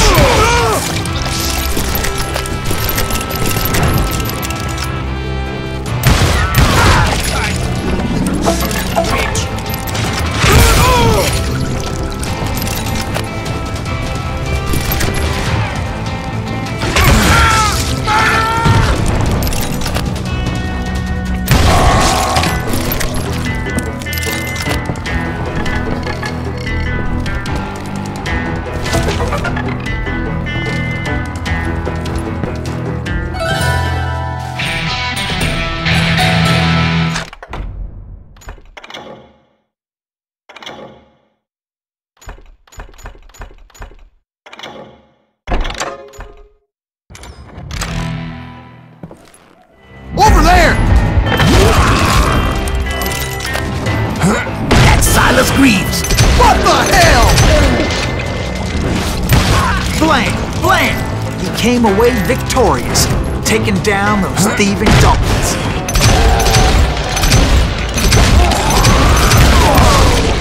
His name was Silas Greaves, and when the dust finally settled, he was the last man standing.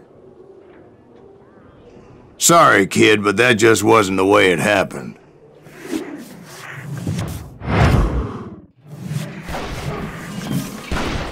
It was early evening, not high noon.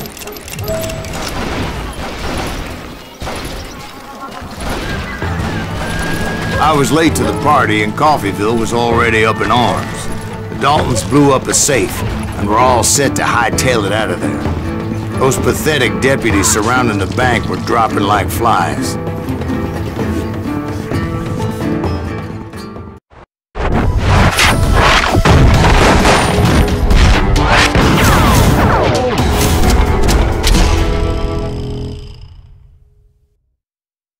I had been tracking those jokers for months, waiting for them to do something reckless. And finally, they did. Those stupid bastards decided to rob 2 banks at the same time in the same town where everybody knew them. But they still had friends in Coffeyville.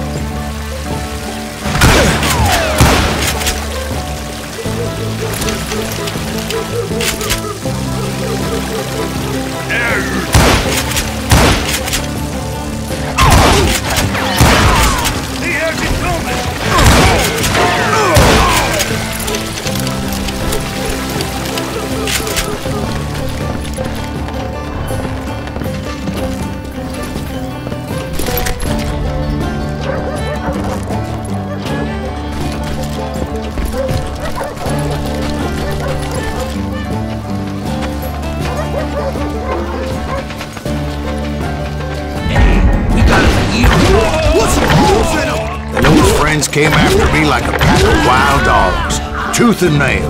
They were coming at me from all directions. I caught sight of the Daltons running with the money and didn't want to lose them. Problem was, they knew the town better than I did. And to top it off, I found myself in the middle of another shootout entirely. Did the Daltons hole up in somebody's house? No, it was the Smiths, I believe. They were cousins of the Daltons. And they were shooting at the Browns, who were shooting at the Daltons. Which wasn't any surprise, because those 2 families have been feuding forever. And since the Joneses are related to the Browns, they shot at the Smiths, pissing off the Heimhoffers, whose daughter recently married a Smith. Well, bullets were flying every which way as all the old feuds in Kansas caught fire all at once.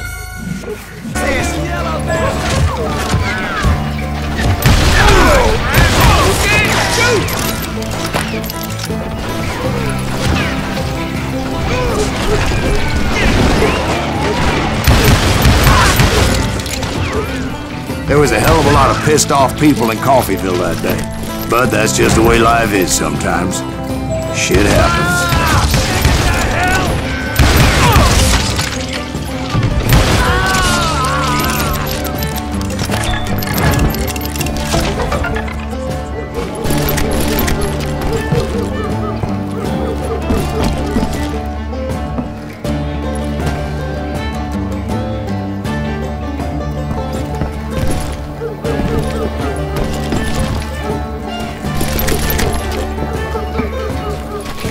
The Dalton boys knew I would never give up. Those Daltons weren't the sharpest knives in the drawer, but they always stood together. They set a trap to slow me down and allow at least 2 of them to escape. The 3rd brother stayed behind to plant me, just in case that trap of theirs didn't work.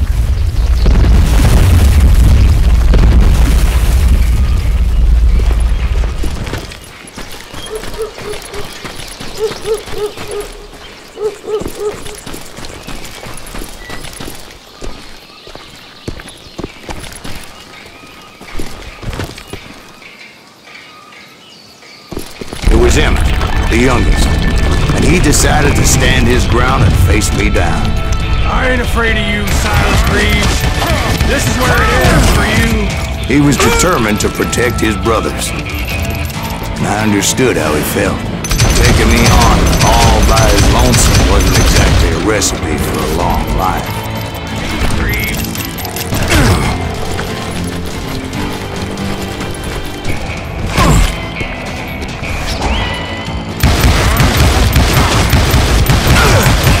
Gonna beat you like a red-headed stepchild.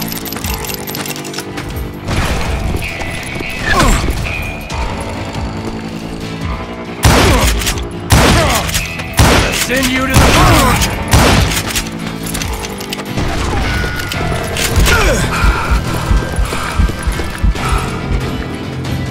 You messed with the... But Emmett Dalton survived the robbery in Coffeyville He's the only Dalton who did. They say he was shot 23 times. Well, Dwight, who do you think put all those damn holes in him?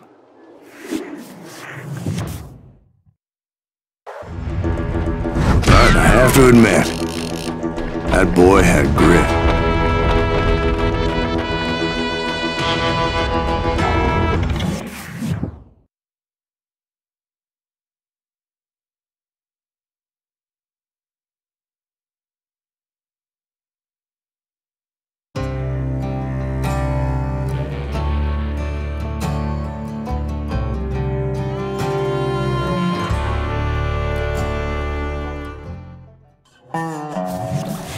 We'll get those suckers! It took me a couple of days to track the Daltons down.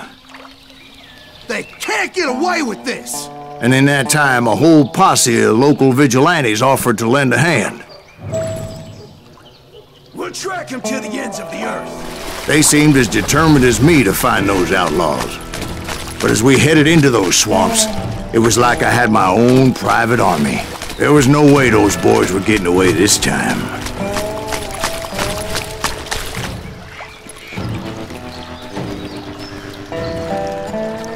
It was early fall, right? Beautiful time of year. At least you had the weather on your side. Not by my recollection. It was damp and foggy as hell.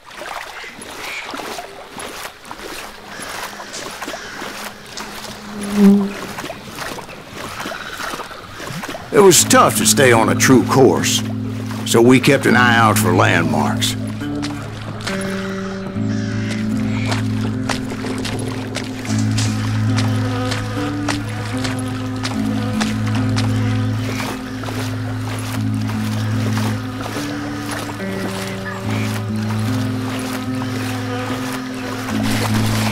It was autumn. The maple trees were in full color, red as blood.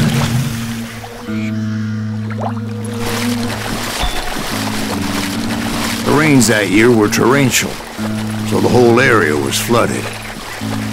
The vigilantes had spread out wide, and pretty soon I couldn't see anybody.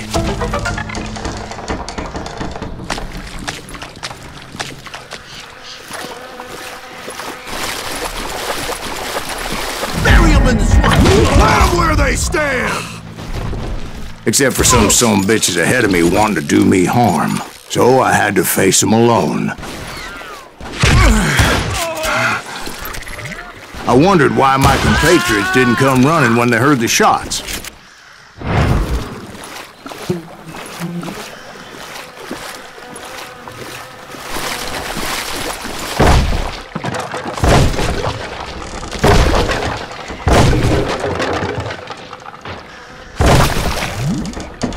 So did you find the Daltons? Not yet, but I did have the questionable pleasure of meeting a few of their friends.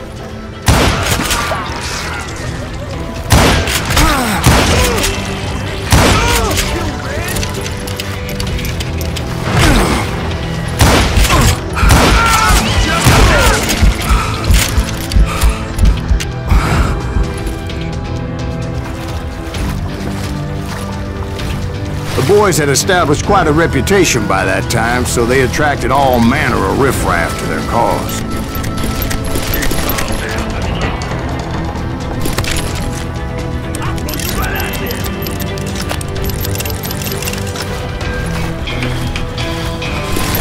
You ready for a belly to a butt shot?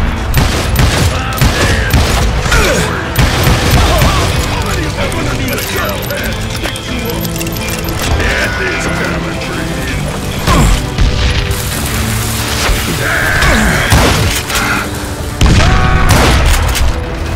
God damn. Ain't no space to hide from me. You ain't seen the action of me.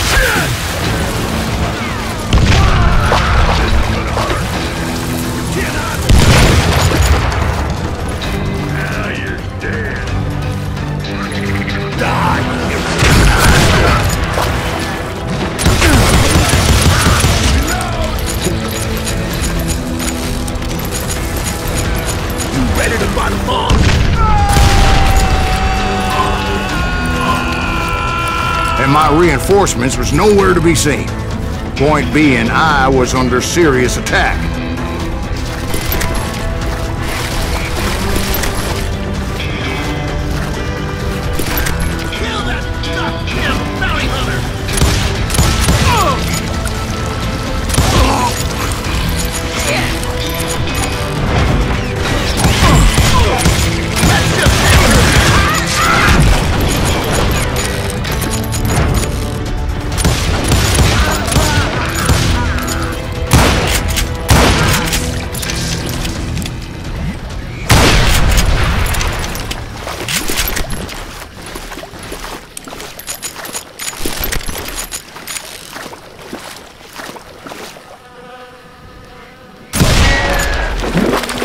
But luckily, a barn materialized as if right before my eyes. I scrambled up top to get a better view.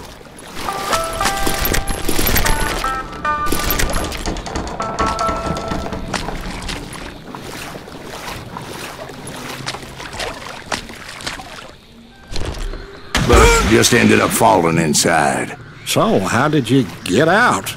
The barn doors was open. About right then, I saw some suspicious characters running for the bushes. Of course, I followed them. But that goddamn swamp was like a goddamn maze, and pretty soon I had no goddamn idea where I was. Steve? So I just started walking, and pretty soon Oh.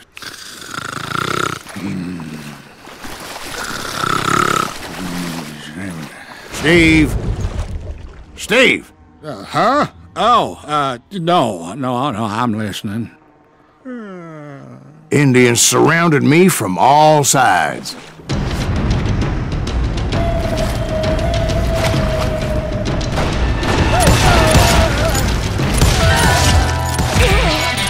Indians? There were Indians? No. I just wanted to make sure Steve was paying attention. Now, where was I? You were following the Daltons through a swamp? That's right. See, Steve? Dwight's paying attention.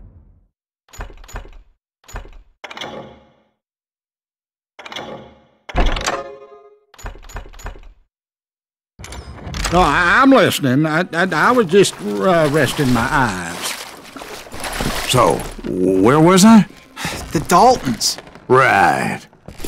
See, there's a reason so many outlaw gangs are made up of brothers. Being a brother is a very sacred thing. It's a bond like no other. Bounty hunter! Stop that, some man! So did you ever find the damn Daltons? Not yet, but I did find a few of their cousins. You Kansans breed like rabbits. More Smiths or Heimhoffers or who knows what.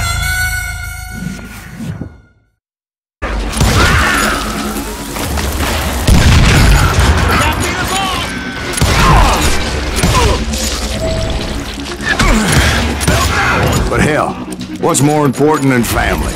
I'll bet Ben knows what I'm talking about.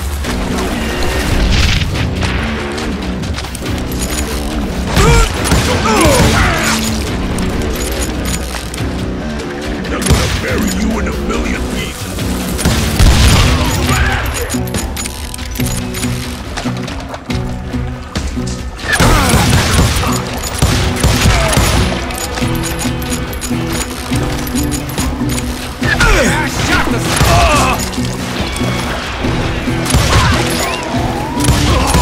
Bury him in the swamp!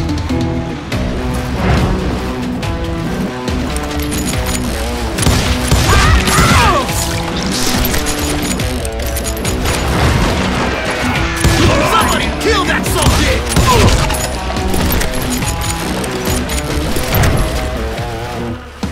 You gonna need it. Waste your bullets. Go ahead. Death is too good for him. Keep shooting. I don't mind.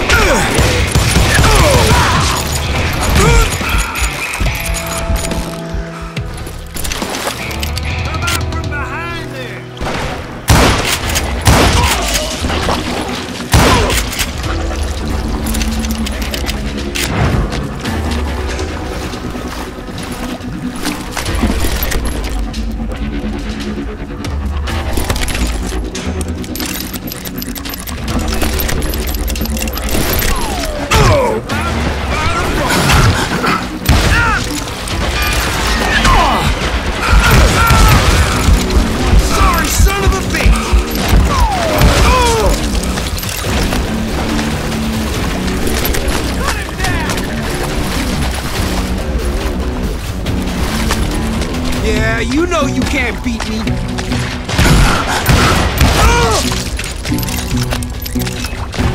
I'm ending you!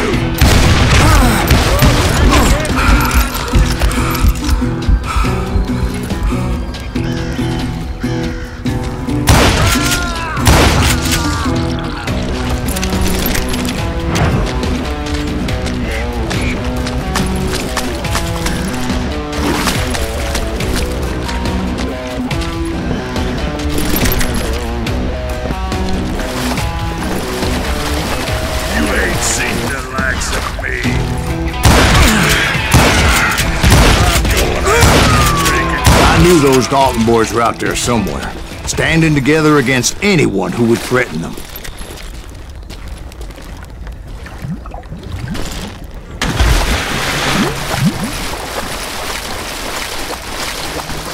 And that's when I saw it. A goddamn steamboat. A steamboat? In a swamp? Yeah, Steve, but this wasn't much more than a wreck, really. But how'd a damn steamboat end up in the swamps? Guess it floated off during the flood of '89. Now, was it a stern-wheeler or a side-wheeler? What? Does that really make a difference, Steve? It was a steamboat with a goddamn army on board. It was then that a fusillade of bullets come raining down from on high, and those vigilantes who accompanied me weren't anywhere to be found.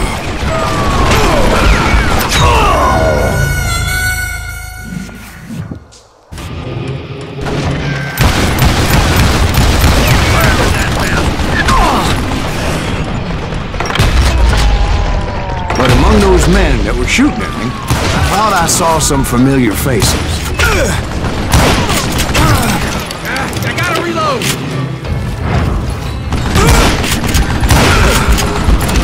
God damn, he's hard to hit!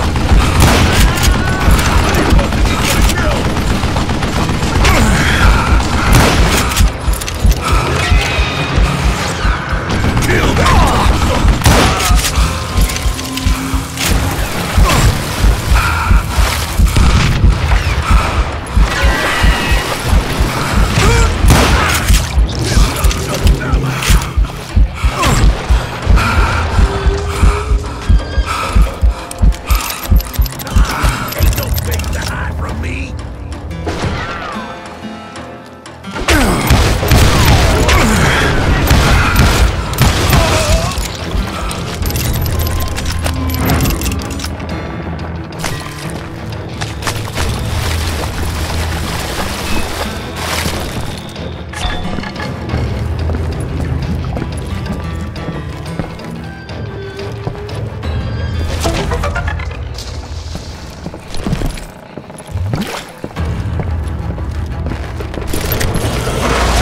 Somewhere up there, the Daltons were waiting on me.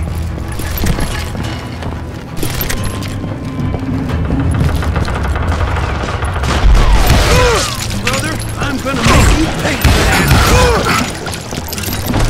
Sounds like you don't give up too easy. That's the kind of man I am, Ben. I set out to do something. I do it. Surrender just ain't in my nature. Plus, I'm stubborn as hell.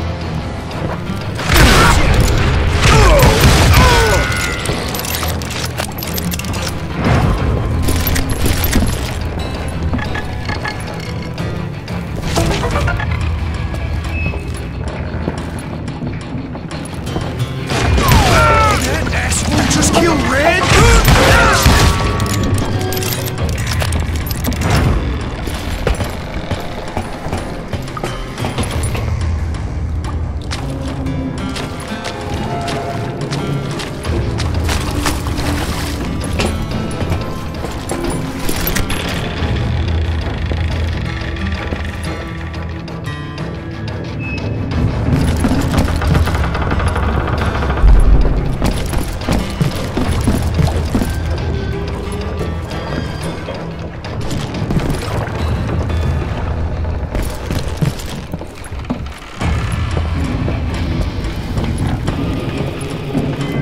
Right about then, much to my relief, the vigilantes finally arrived.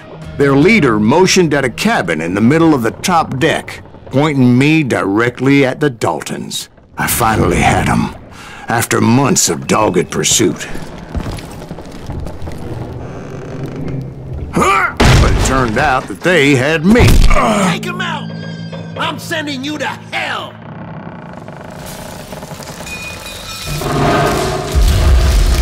The Daltons had played me like a fiddle. Apparently, the vigilantes were on their damn payroll. They didn't just want to shoot me. They wanted to burn me alive. But finding my way out of a burning labyrinth proved to be quite a challenge. It was a riverboat, right? I mean, it's not like it was a goddamn ocean liner. Oh, yeah, but I was in a fight. Did you hear about that ship that's gonna launch next year? Largest one in the world. You're talking about the Titanic. If you ask me, it's too blessed big. I don't think it'll even float. So anyway... Don't be stupid, Steve. They know what they're doing. They say that the Titanic is unsinkable. Oh, God. But getting back to that steamboat, how'd you get off it, Mr. Greaves?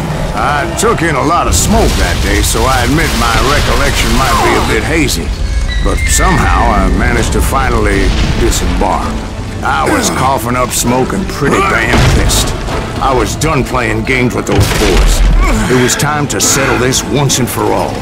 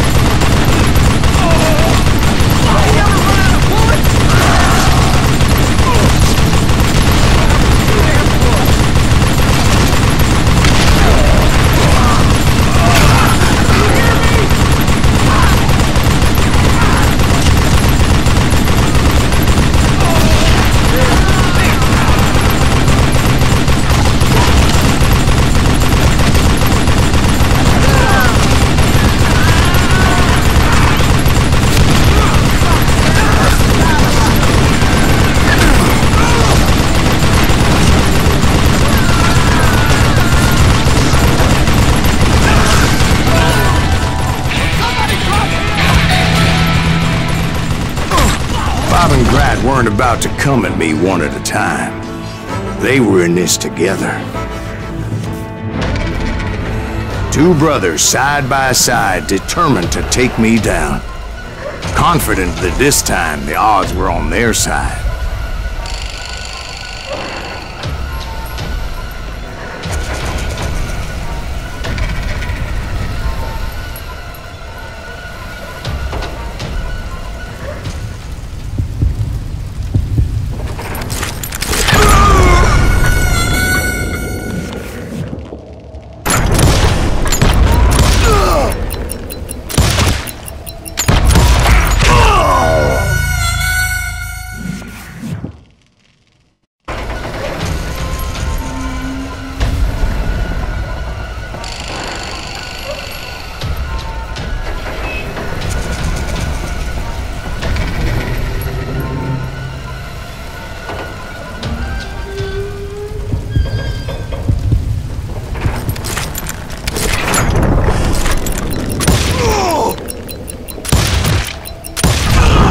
They got it wrong.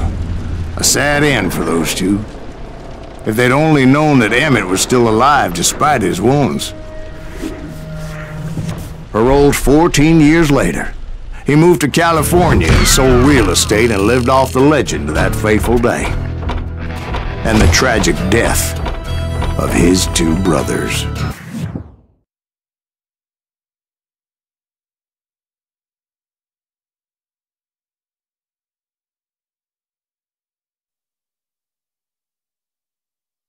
My own brothers died tragically as well, truth be told.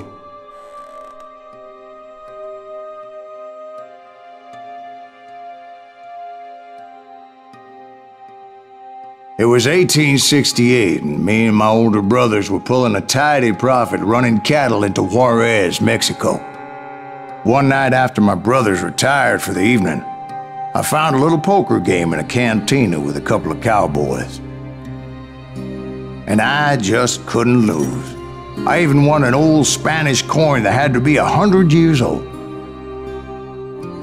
Well, I was mighty pleased with myself the next morning as my brothers and I rode for Texas. But before we crossed the border, those cowboys caught up with us. It was Johnny Ringo, Roscoe Bob Bryant, and another asshole named Jim. They wanted their money back and everything else we had, including our lives, as those boys didn't want us coming for them later. Bob put that old Spanish coin in my mouth and said, "I won't have it said that I left you with nothing, boy." Well, those horses bolted, and there we hung as those bastards rode away. The branch finally snapped under the weight of the three of us, but being my older brothers were bigger and heavier, they were already dead.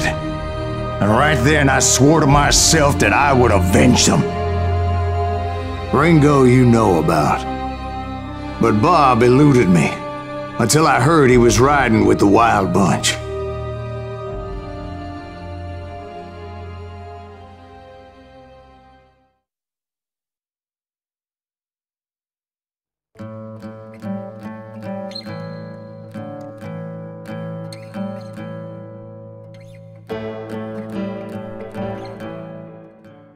I'd been on their trail for months, ever since they left their hideout in the Bighorn Mountains. Led by Butch Cassidy, they were a loose association of outlaws who robbed banks and trains from Colorado to Montana. Among them was the Sundance Kid, and that murderous hombre I was tracking, Roscoe Bob Bryant. Were you a part of that giant Pinkerton posse after the Wild Bunch? No, boy. A circus like that would have slowed me down. Besides, I wanted Bryant all to myself. I'd heard about a large shipment of gold being transported to Wilcox, Wyoming on the Overland Flyer. They blew the bridge with the intention of forcing the train to stop. Well, I assumed the Wild Bunch was likely in the still intact part of the train high above. I was determined to make that sumbitch Bob pay for what he did to my brothers.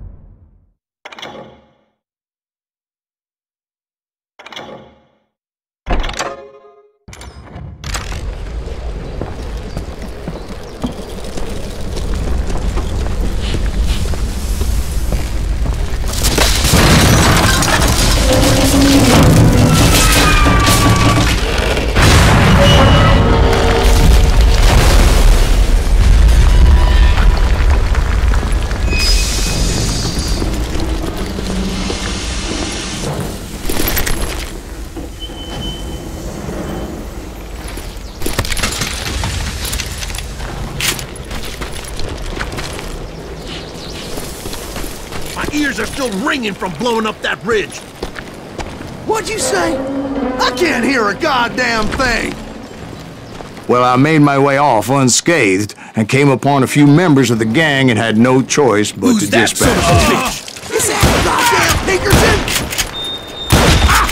From there, I had to negotiate an even more precarious route.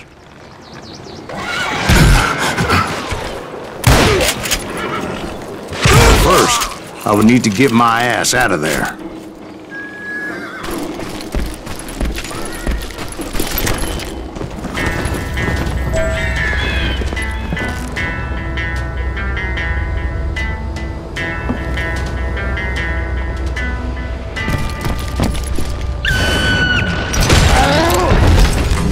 I jumped from the frying pan into the fire as the train was clearly fixing to fall. I had found the gang, but in order to find old Bob, I needed to fight my way forward past a whole passel of desperados. Outside, inside, anywhere I could, I made my way towards my prey. Can't hide forever.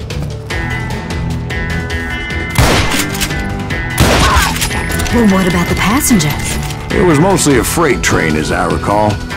There were no passengers aboard that day.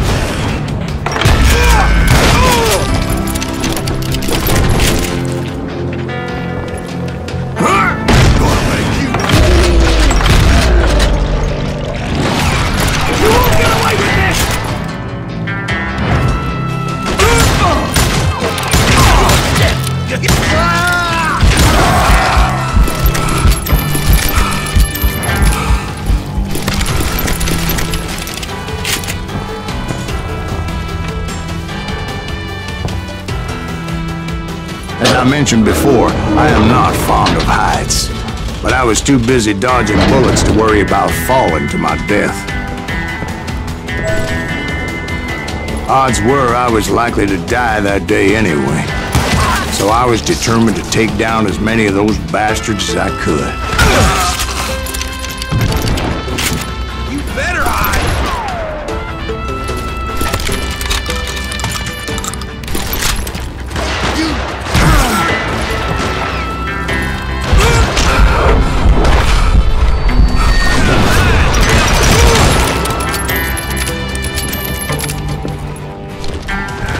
Times it was like shooting ducks in a shooting gallery.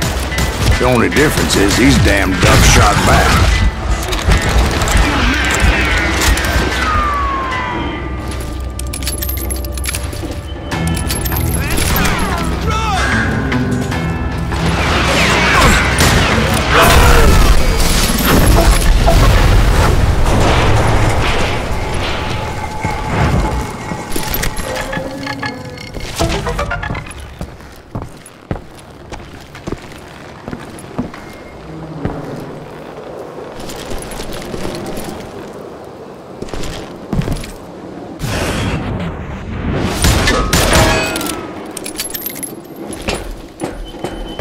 I kept hoping the law would show up and give me a hand. You mean like that giant Pinkerton posse that I read about?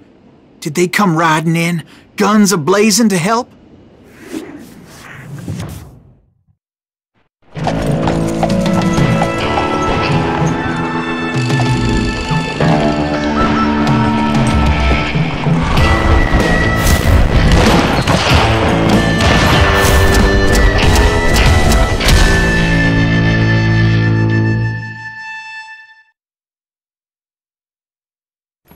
Help?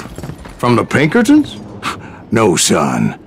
I had to fight the wild bunch all by my lonesome, as usual. Who the hell is that? Shoot that stupid son of a bitch! Take cover! Retreat! Retreat!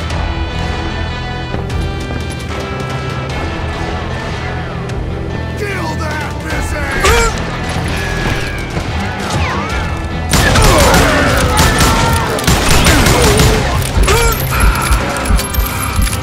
Goddamn law dog!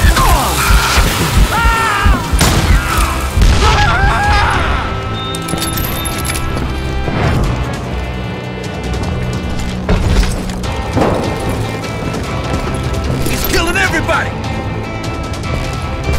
He'll kill us all! I think I will! Damn this! You ready for a belly full of punch?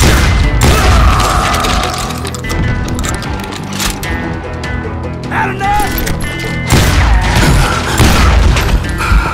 Those are my friends!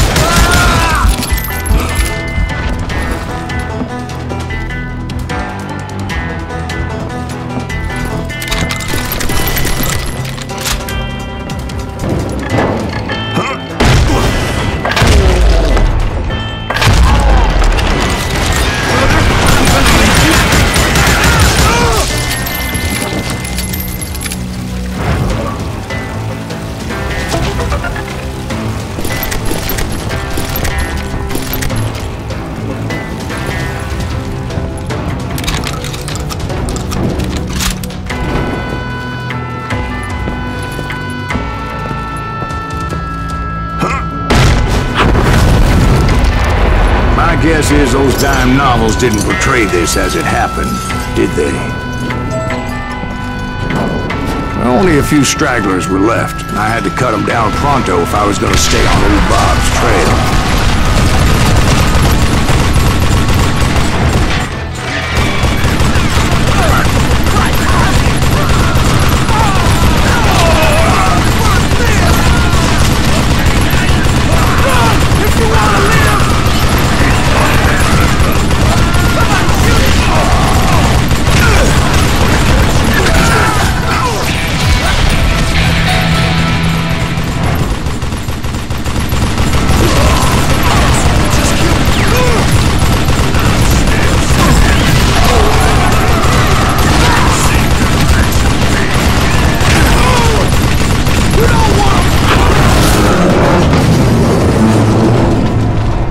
Once I silenced all those guns, I went searching for my nemesis, determined to finally have my justice. But the only survivor who welcomed me was George Flat-Nosed Curry. Who was he? The fastest gun in the gang. Right after Sundance, I mean. And Kid Curry, and maybe Elsie Lay. Though some folks might dispute that.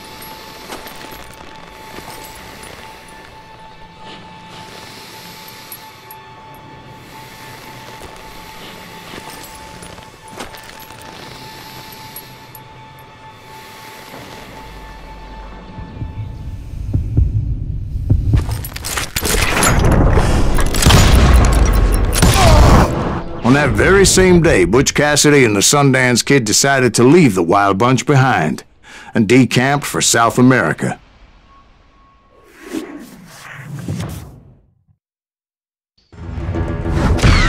They ended up living down there for many years, but I'm sure you already know all about that.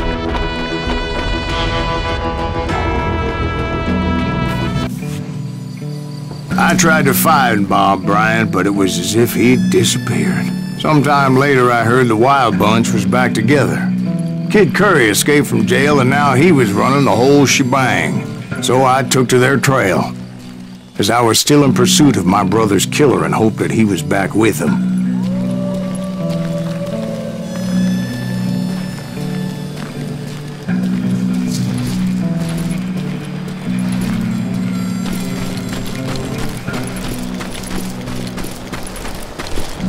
That Kid Curry's kinda crazy, ain't he? Don't let him hear you saying that. Anyways, I tracked those boys to a camp right outside Parachute, Colorado.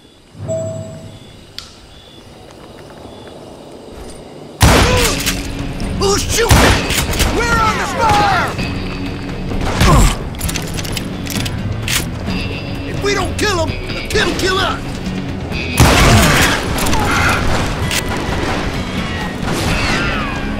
Being outnumbered, I didn't bother with a warning shot. I just started taking those bastards down.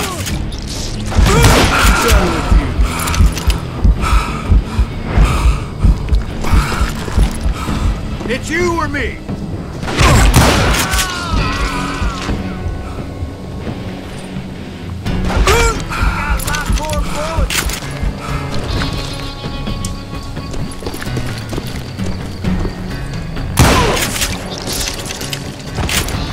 Old Bob wasn't among them, and neither was Kid Curry. I could sense him close by, however, plotting something nasty. I just needed a clue as to their whereabouts.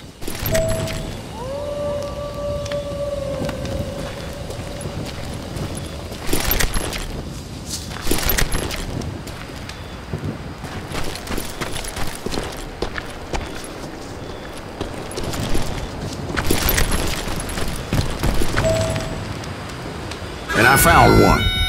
A map with their bold plan clearly marked. This time they were fixing to blow up a train trestle.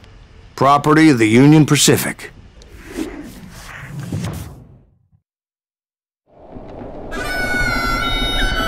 The plan clearly indicated how they were fixing to undermine several of the weakest wooden supports.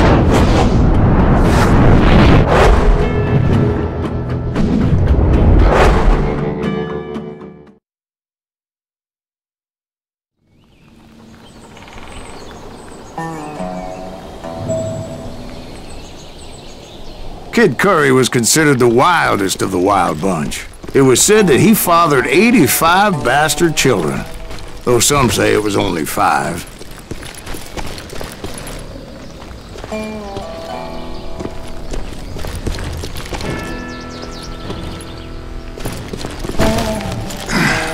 Kid Curry had bragged to a whore how he was gonna rob a train heading to the U.S. Mint in Denver. And that whore, Fat Sally, she told me.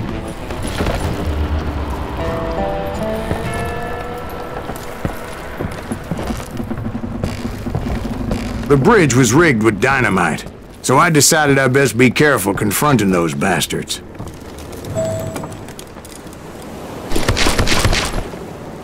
and I made it a point to remove any dynamite that I came across. A moment later, I saw a ladder that somehow had escaped my attention. Up now. Don't worry, I know what I'm doing.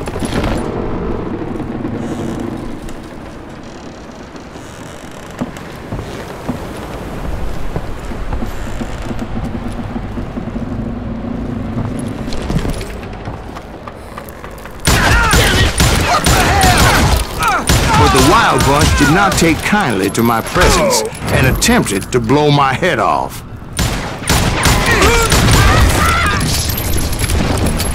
It appeared the kid had found a number of new recruits to bolster their ranks. Guess there's always desperate men willing to trade their lives for stolen treasure. What happened next? Well, having removed the first bundle of dynamite, I decided I might as well remove the other one. Once that was done, I figured I'd find my way from there.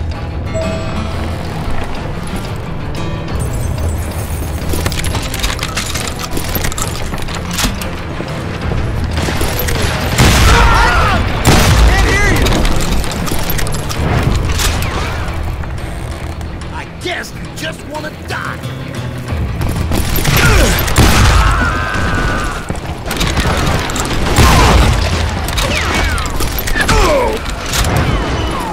Somebody really missed this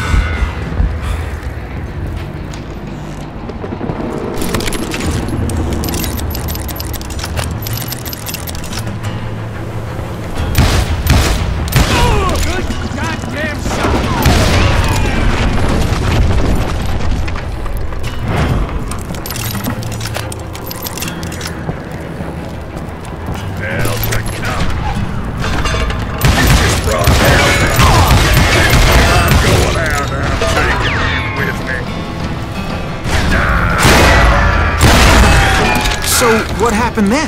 Had to remove more of that damn dynamite.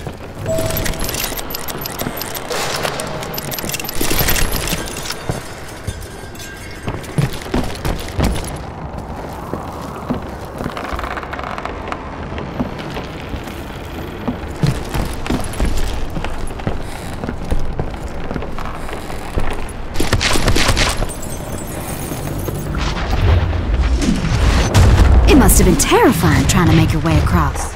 I was sweating it a bit, but then I noticed a footbridge tied up on high, so I shot the rope.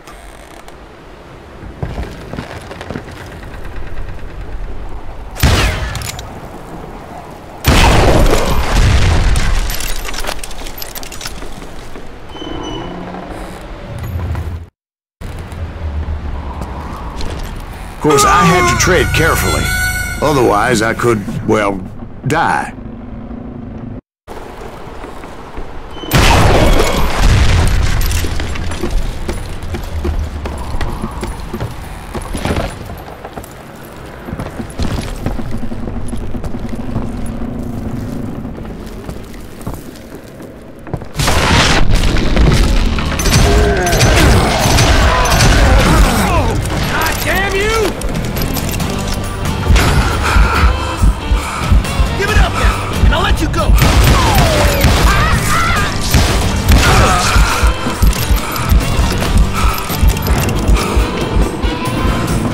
So that was all the dynamite? Funny you should mention that, darling. As actually there was a fourth charge impeding my progress. Once I removed it, my path was pretty clear.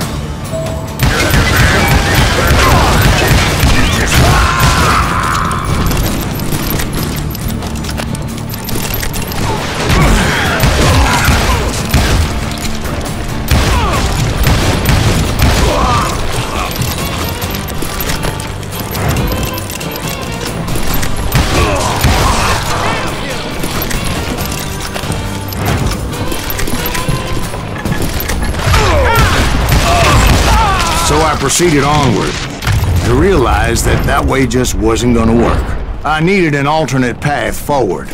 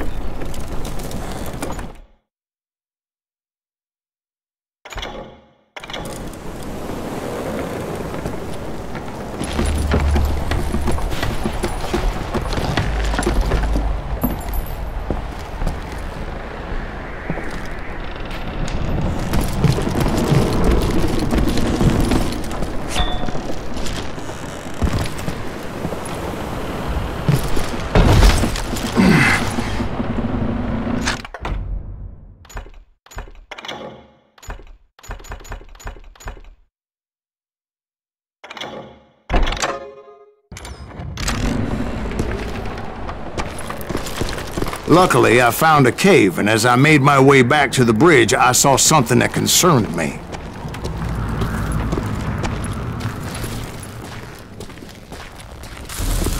It was a long, burning fuse, and it was moving fast as hell. I had to catch it.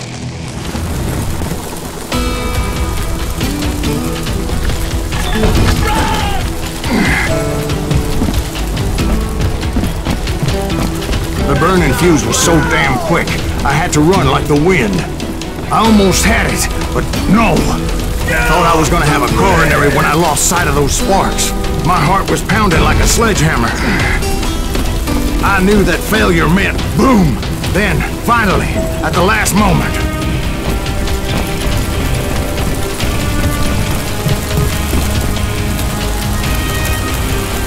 Whew. Of course, I was successful, or clearly I wouldn't be talking to you folks here today.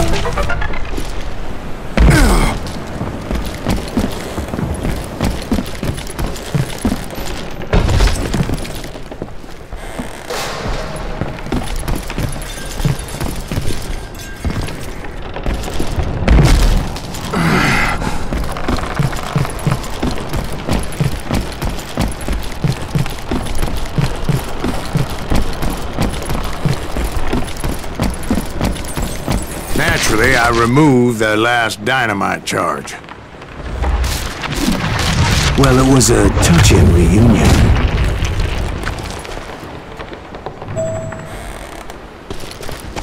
But by this time, I was thoroughly exhausted and dragging my ass as I was not a young man anymore.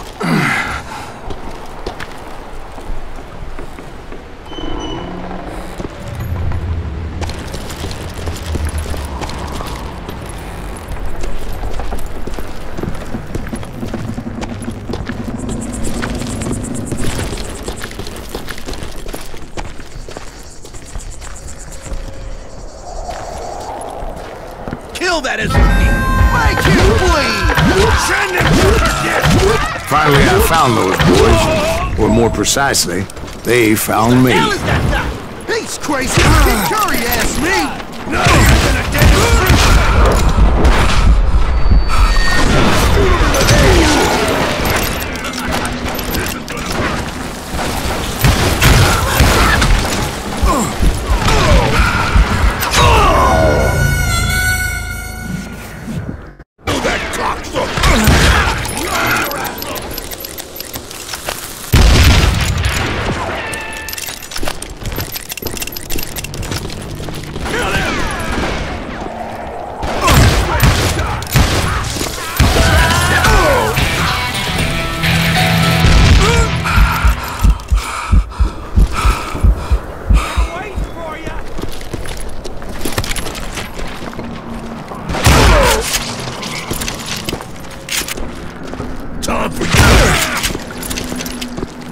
Just when I thought things couldn't get worse, Kid Curry opened up on me with a goddamn Gatling gun.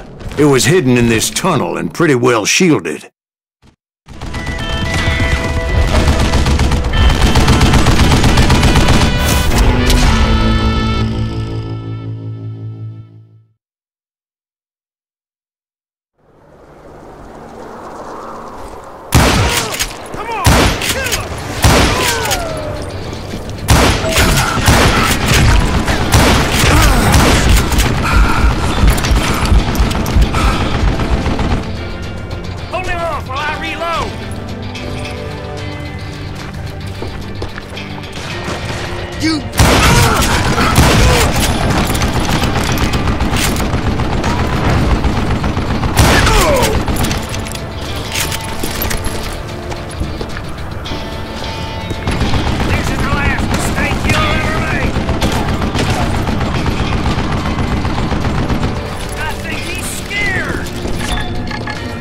Luckily, I had located some dynamite. I still, however, had my work cut out for me. Shit! I gotta reload?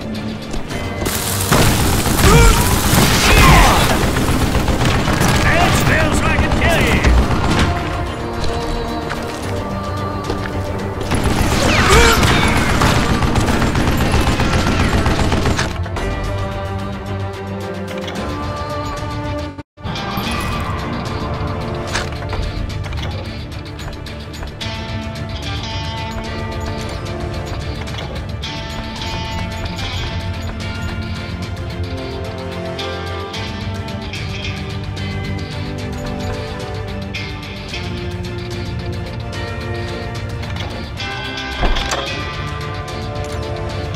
Guess you had enough, huh? Are you kidding me? Time for you to lay down and die. It's not fair. God damn it, I need some help here. Come on, boys. Take this sumbitch out. Got it. You fat bastard. Give me a hand here, goddammit.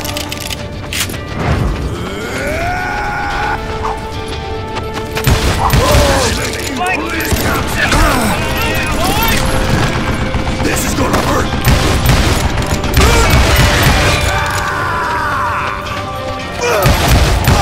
Head smells like a killie! Come on, bullets already? You ready for a belly full of butt shot?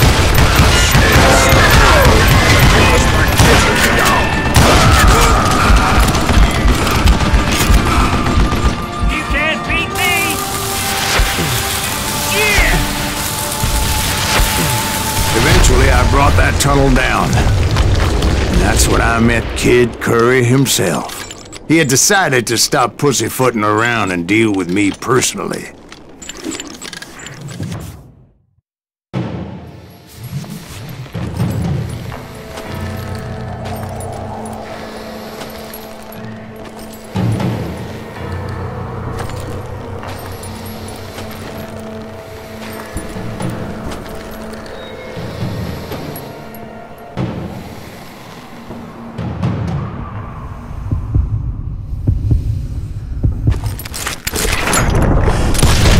Fast as he was, I was just a bit faster.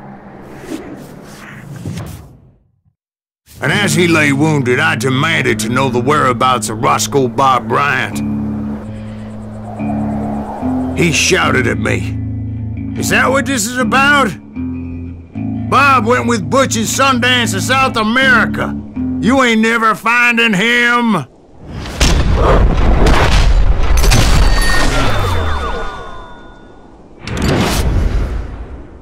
Those were his last words.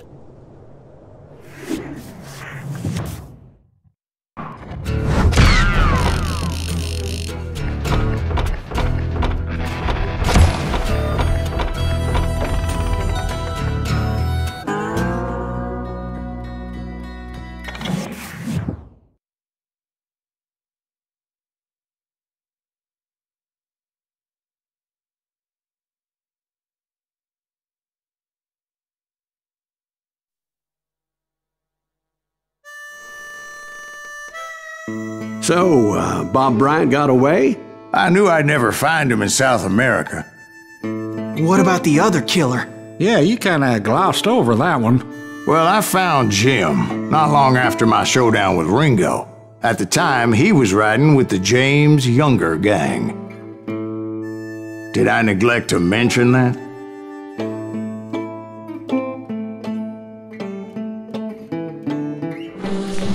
Jesse James? The greatest outlaw who ever lived? Jesse and his kin rode with Quantrill when he raided Lawrence, Kansas, and killed near 200 people, boy. Nothing great about that. And from there, him and his brother went on to rob banks and trains from Kansas to Missouri. Which is why there was such a rich bounty on their heads. 40 grand for both of them, dead or alive. That's one hell of a payday.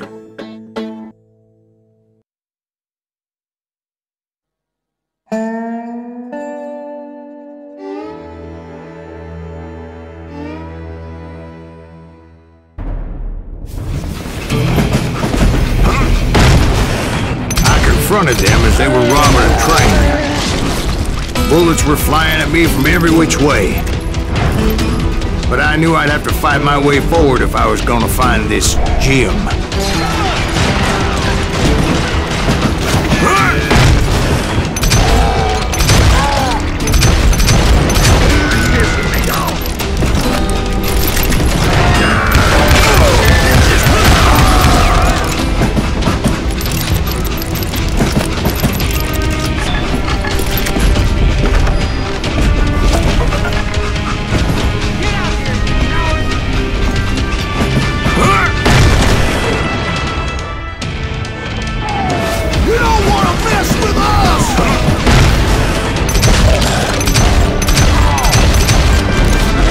Now wait a second. Now, how'd they stop this train in the first place? Well, the James boys were experts at this.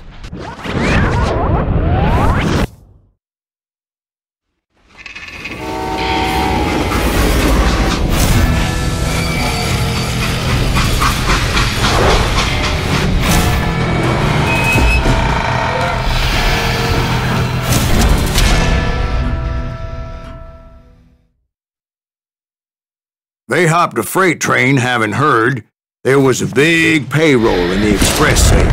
So, I hopped the same train.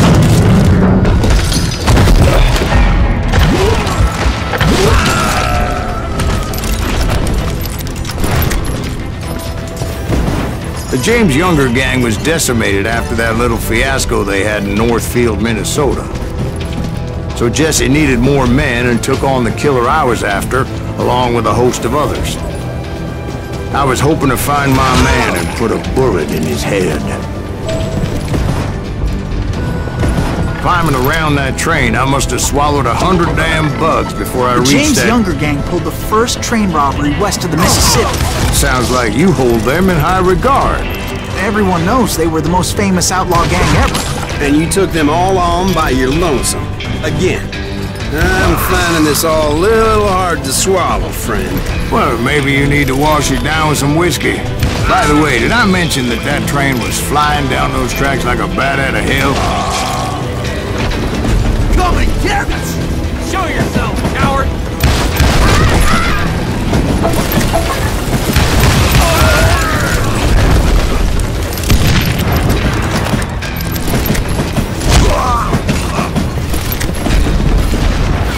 Blow your damn head off. Anyway, excuse me, Ben. Where would I find the gentleman's facilities? Suddenly I have an urgent need to drain my one-eyed snake. Well, I've had more than a few drinks and been sitting here for quite a spell. Right through there. Let me show you. I never heard so much malarkey in my life. You think he's bullshitting us? You don't think he's Silas Greaves? I think he's just some old drunk looking for some free liquor.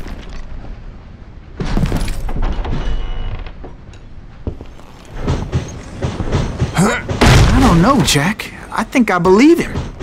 You don't think he met Jesse James? Oh, you gotta be kidding me. That story makes no sense at all. Jack. I mean, you gotta be 2 bricks short of a load to believe that cock and bull story. I don't agree. Jack, lay off the But bar. you seriously think that tired old man went toe-to-toe with Jesse James? Well, that's better.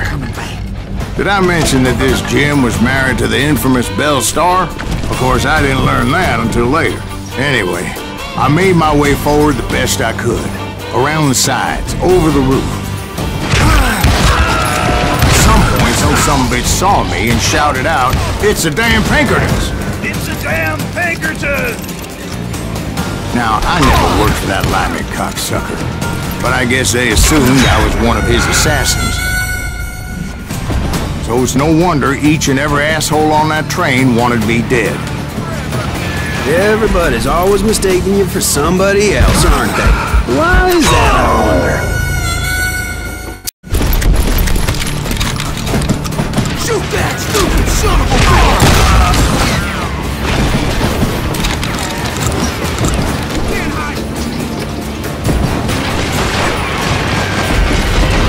You don't want to mess with us!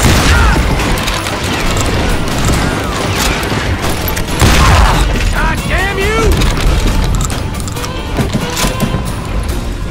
I will kill you!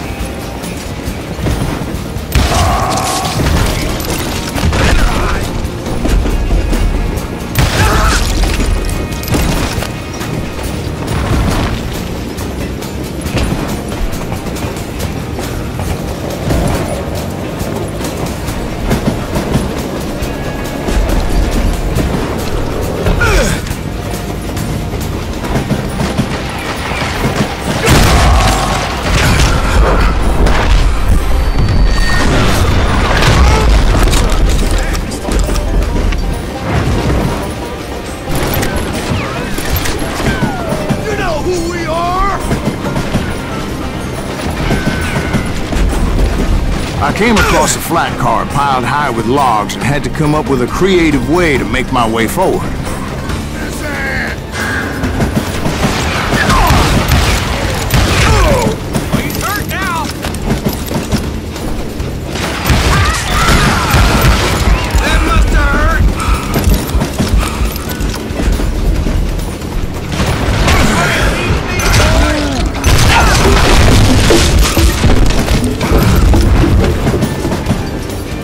I wondered if I was ever gonna find the front of that train, or the bastard I was after. Jesse hired a damn army after Northfield. Yes, he didn't want to be outgunned like that ever again. Right about then, I was attacked by some asshole on a Gatling gun. Yeah, seems like you run into a lot of them. Asshole? Gatling guns. Yes, I did. Now, I don't remember how I took it out. It was either a bullet or dynamite. Where would you find dynamite? Does it really matter, Jack? You're messing with the flow of the story here.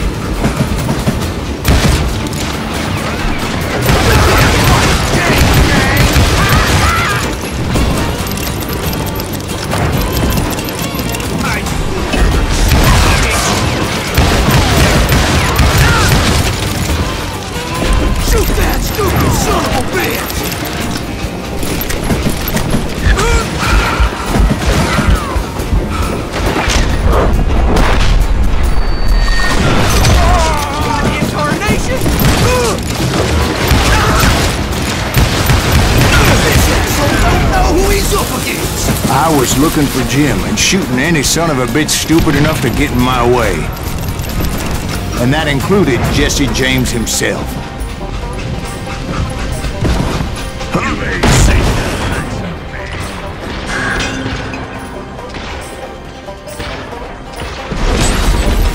Kill that business!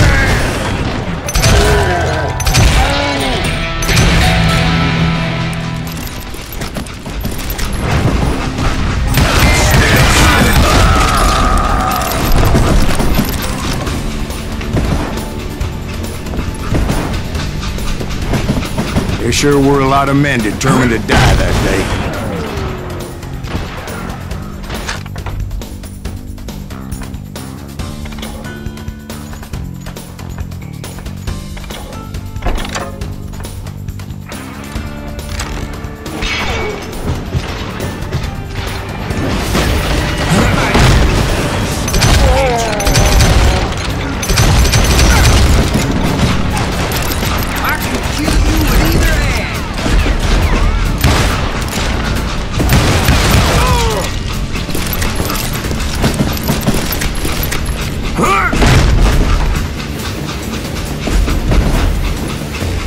It was then that Jesse detached the express car from the rest of the damn train. I could see Jesse waiting for me, fixing to kill me so he could get away with all that money.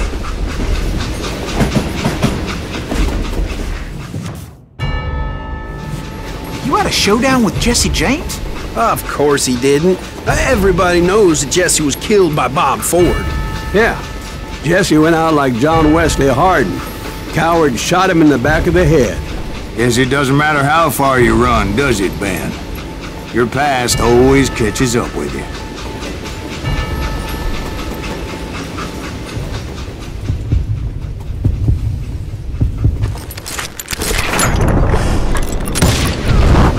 Yeah, I didn't kill Jesse James. Just wounded him bad enough to convince him to hang up his guns. What about that Jim fella? What happened to him? I figure he was up front with a gun to the engineer's head. That bastard slipped away again. I'll tell you how I got him. But first I need to wet my whistle.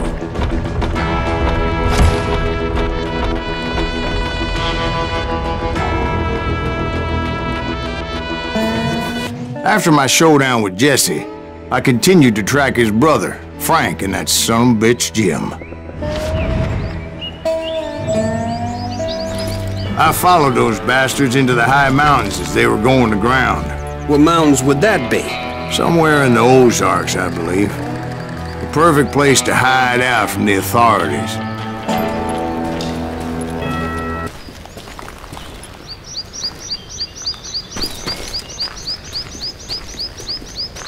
In fact, before I could find them, some Indians who fled the Reds and were hiding out from the military found me first. They probably thought I was a cavalry scout and didn't want me telling the military where they were. Indians? Yeah, they could have been Cheyenne, but there was all sorts of renegades roaming the landscape back then.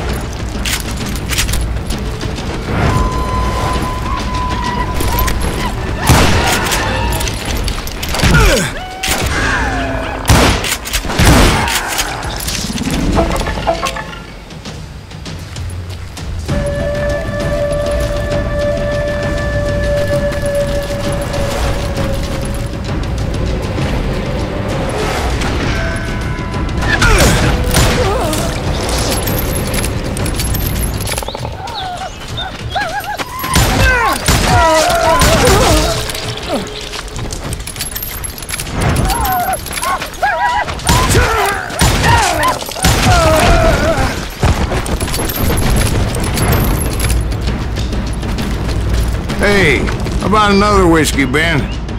Nothing better to soothe the troubled soul.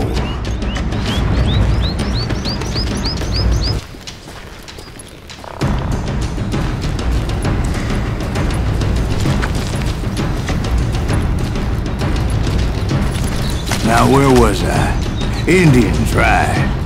I had more than my share of run-ins with the Red Man. Like that time... Did I tell you about Grey Wolf? Yes, sir. Of course I did. In fact, I could still remember that old medicine man's words to me. Jesus Christ, we're back to that again? You carry great darkness in your heart. It will claim your soul. You will come to this place again and kill many more men.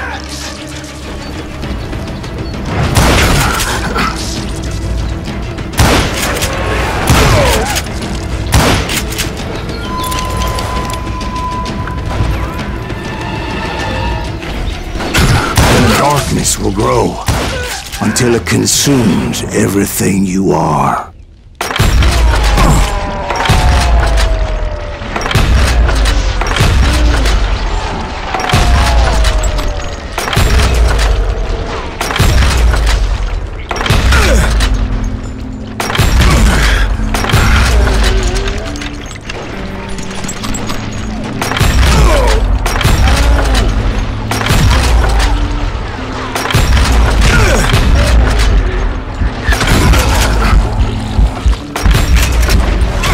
So, did you ever find him? The man you are after? Let me ask you something, Ben. You ever think about death? Mr. Greaves, are you all right? Ooh, death. Oh, death.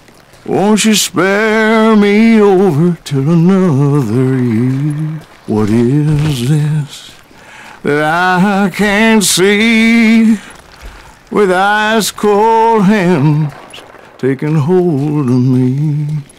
Well, I am death, none can excel. I'll open the door to heaven or hell. Oh, death. Oh, death. Won't you spare me over till another year?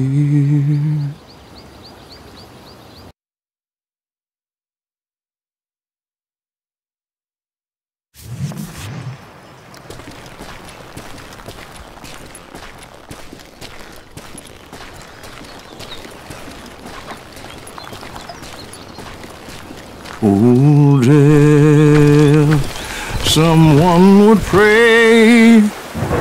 Could you wait to call me another day?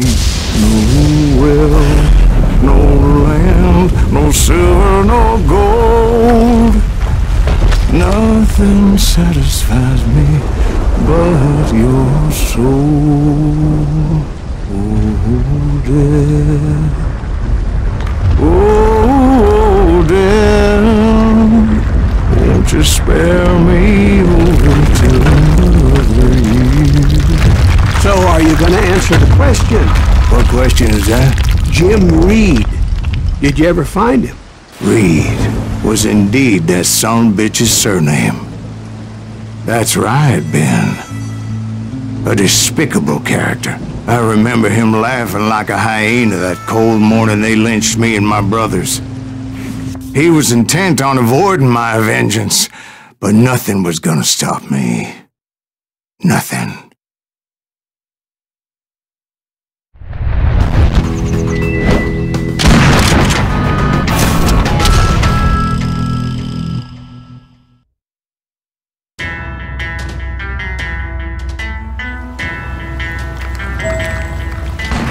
I finally did track those outlaws down. They had long rifles with scopes and were well positioned to pick off any poor soul who came anywhere close.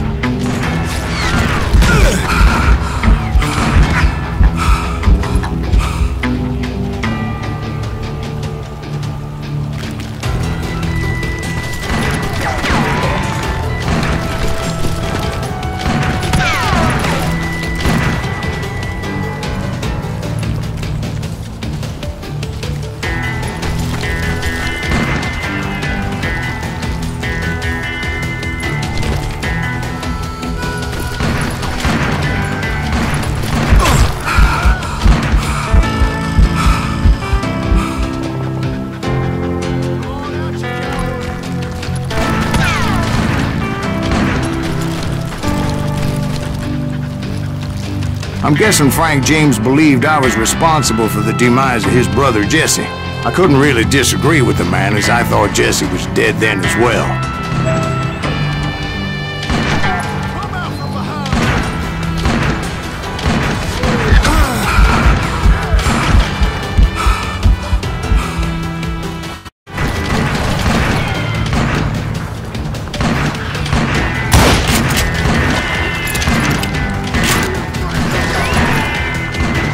He backed off as I closed in on him, but he was still intent on killing me.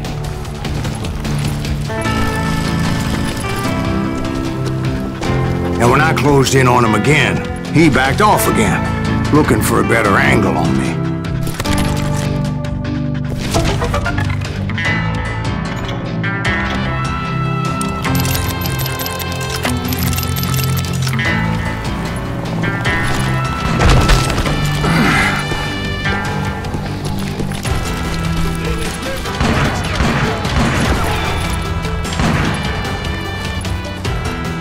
Well, I can't fault Frank for wanting his revenge, as I was there for the same damn reason myself.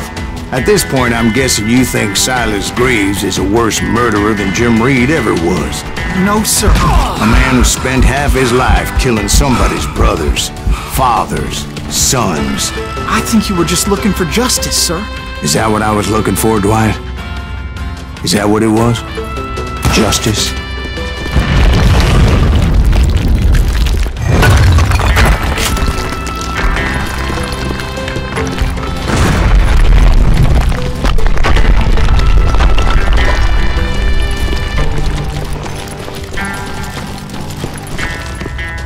Isn't that why you were hunting the James gang?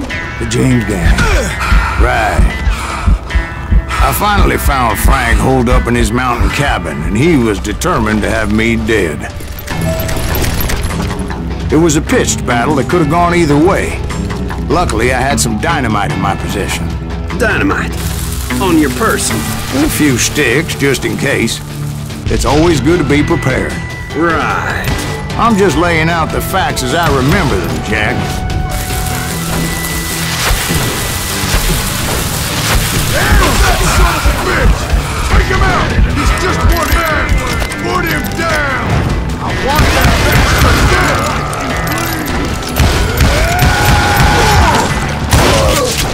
You ain't seen the last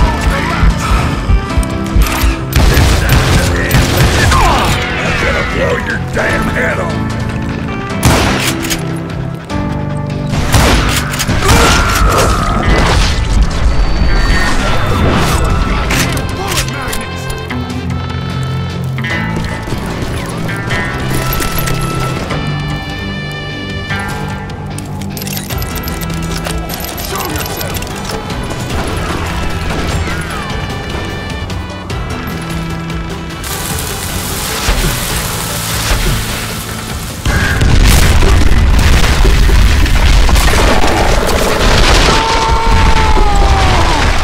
Old shack?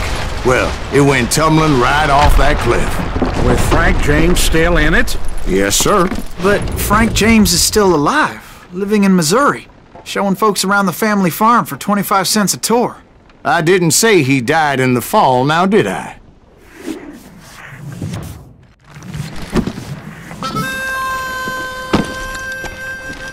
I'm done with this damnable outlaw life! Kill me, don't kill me, do what you will! At this point, I just don't give a shit! I explained to Frank that I had nothing against him personally and that I was looking for someone else. You want Reed? Have at him! I never did like that bastard! I am done here! We parted in peace as Frank pointed out the path to my prey before making his way back down the hill.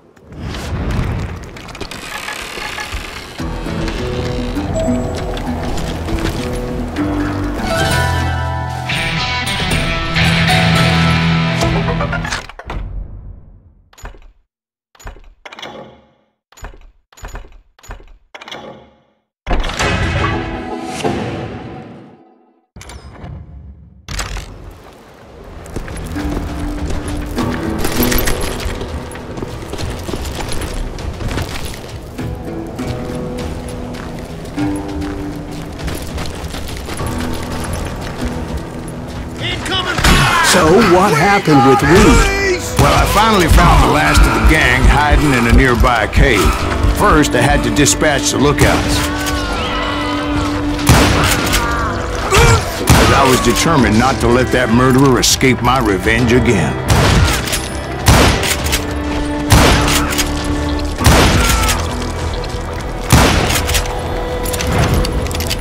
I will knock you into next week. But rather than wander in willy-nilly, I decided it would be better to smoke that sumbitch out. "Hey, Reed!" I shouted. "No wonder you're so ornery.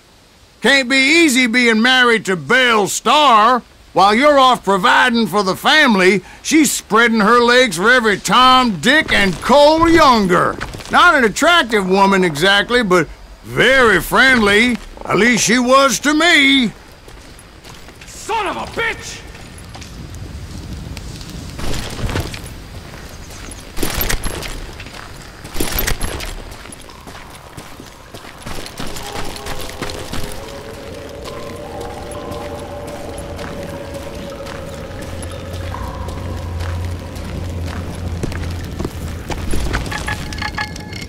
It was then that the last bunch of bandits jumped out of hiding. Why won't this asshole give up? Would someone please kill him? Don't let him through!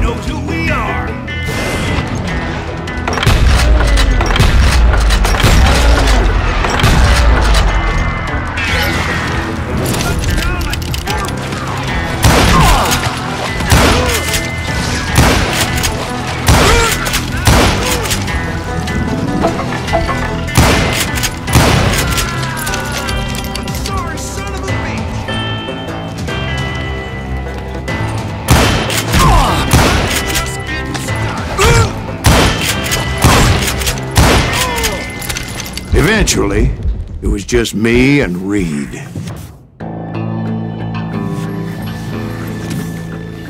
I had waited a long time to face him down, so I could repay him for what he did to my brothers.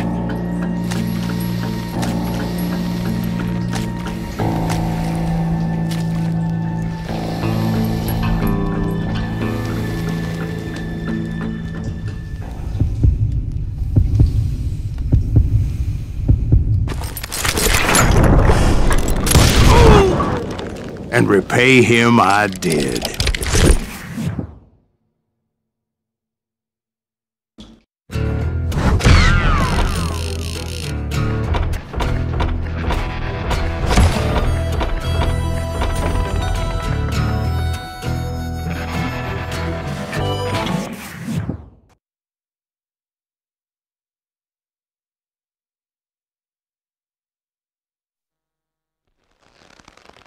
Well, I don't know about you boys, but I'm pretty beat. Well, it's too damn bad you never found that Bob character.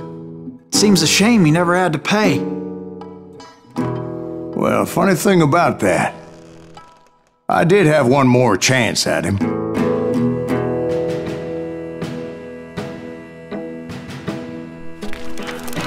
Six months ago, I heard that Butch and Sundance were back in the States and had gathered up some of their old gang. I tracked them down, hoping that Roscoe Bob Bryant had returned with them. So you're saying they didn't die down in Bolivia? That's what I'm saying.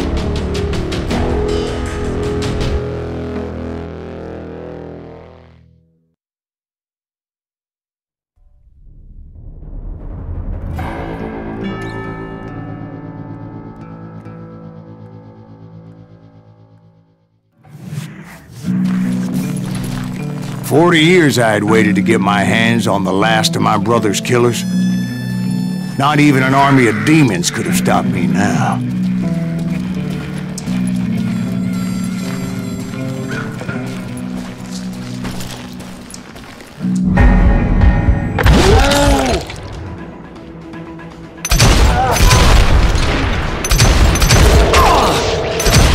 Both Johnny Ringo and Jim Reed fell fairly quickly. But the last one, Roscoe Bob Bryant, that son of a bitch had managed to escape my vengeance time and time again.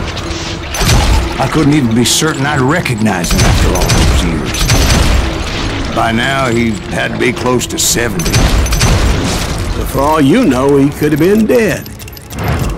That thought had indeed crossed my mind, as did others. For instance, did my thirst for vengeance turn me into something worse than the man I was after? By this point in my storied career, I had killed more men than Bob Bryant ever had.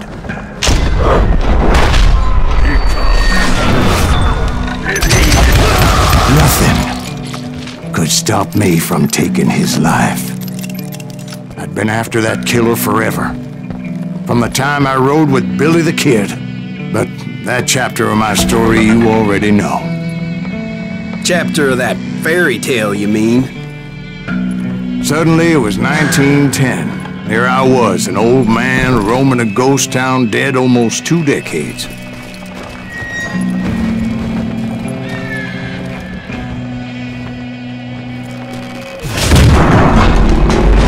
town was falling apart, just like me.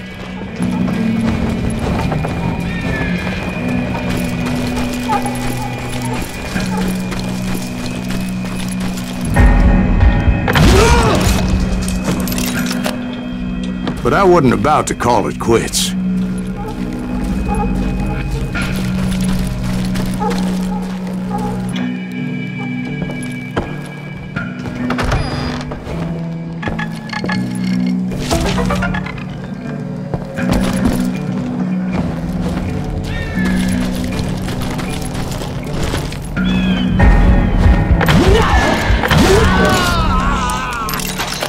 Even though the ghosts of my dead brothers were begging me to end what I started so long ago.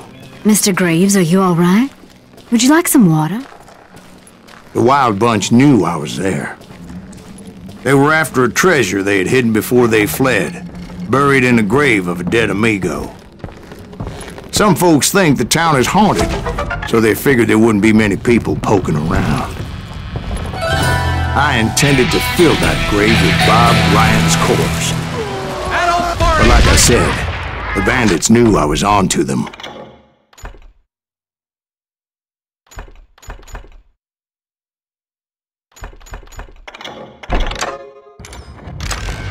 They lured me in and hit me with everything they had.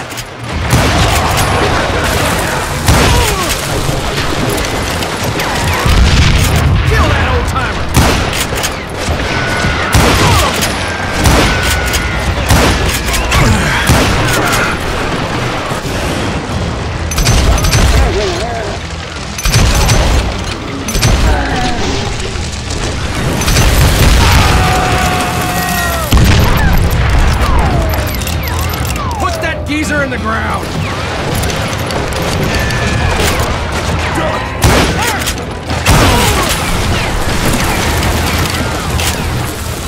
Who the hell is that old man? But you obviously prevailed since you're sitting here telling us today. Actually, in that moment, I did not prevail. So I suppose we're talking to a ghost. Funny you should put it like that, Jack.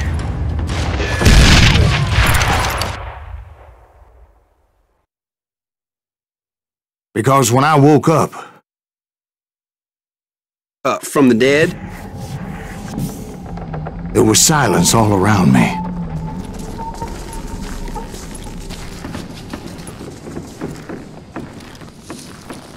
I could swear to God I saw Billy then.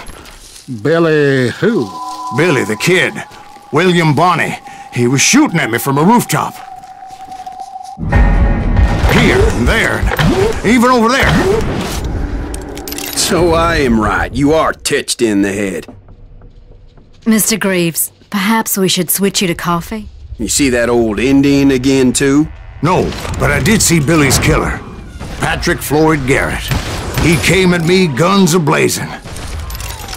I knew that old war horse had died 2 years before. I wondered if maybe I was dead too and confronting the ghosts of my past. Perhaps all my sins were coming back to haunt me and drag me down to perdition.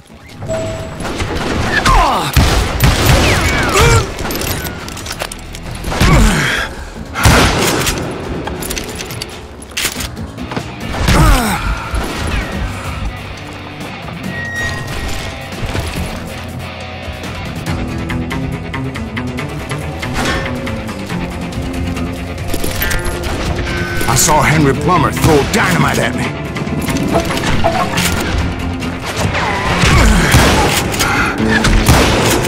And in the gates of the cemetery, I saw John Wesley Hart, just like I remembered him.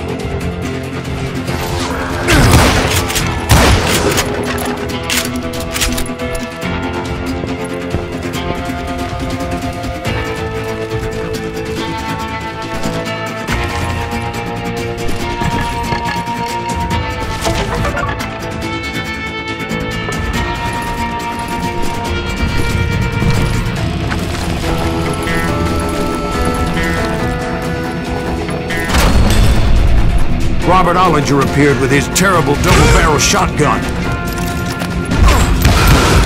But no ghost army was stopping me. My father-in-law got hit with a fallen branch. He spent the rest of his life talking to dogs.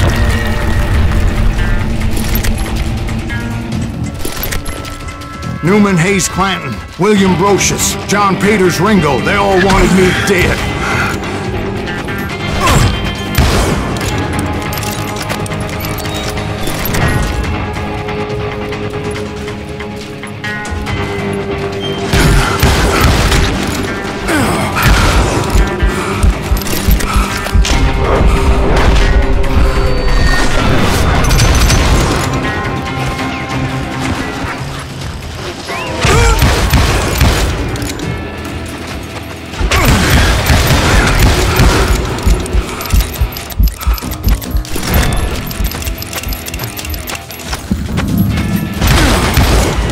The Dalton brothers, Robert and Grattan, guardians of the Garden of the Dead.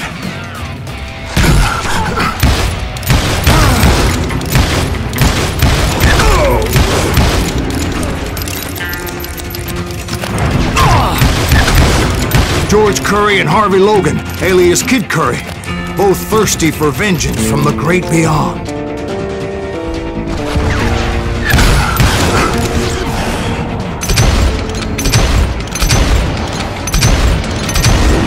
Jesse, Woodson, James, and Jim Reed. Each one deader than the next. I thought I would go crazy. Thought.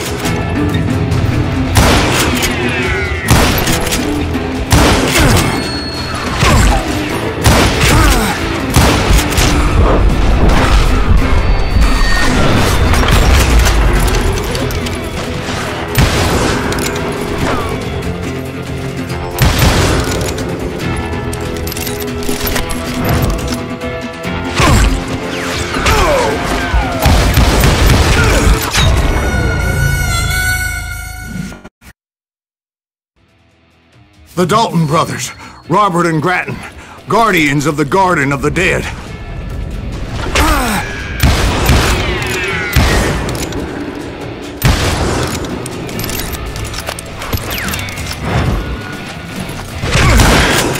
George Curry and Harvey Logan, alias Kid Curry, both thirsty for vengeance from the great beyond.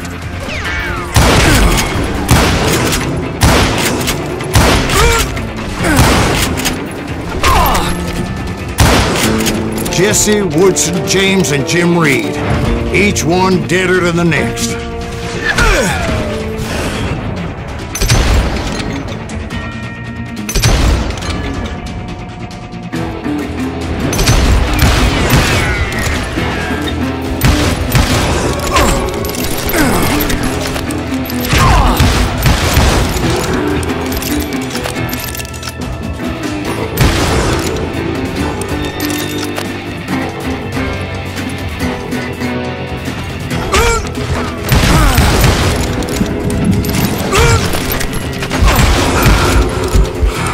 Finally, I saw Harry Alonzo Longabaugh. The Sundance Kid? Like a general leading his legion of the dead. You told us before that you seem alive. He was alive.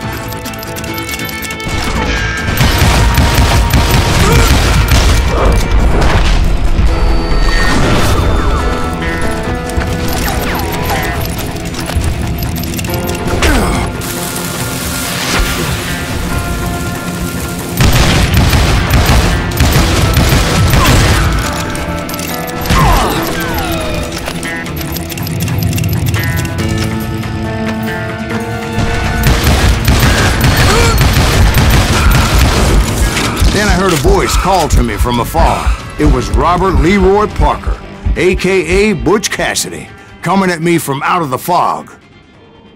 Thanks for taking care of that bastard.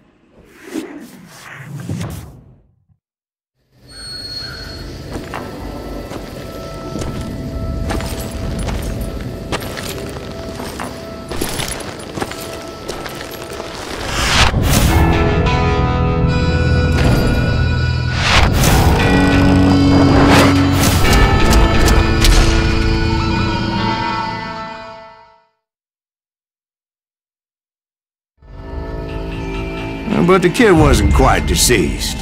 Not yet. Takes more than one little bullet to kill the likes of me, partner. Those two looked like they hadn't seen each other for quite a while. Clearly, they were no longer amigos. Shit. I was hoping I wouldn't have to kill you. You won't have to, Butch. I'm killing you first. I asked them about Bob Bryant, but they were too busy with their own heated conversation. Let me get this shit straight. You want my money and the love of my life? You frittered it all away, Butch. Anna's mine. And so is that damn money. I didn't want to shoot anybody until I had an answer to my question, but those boys didn't give me much of a choice.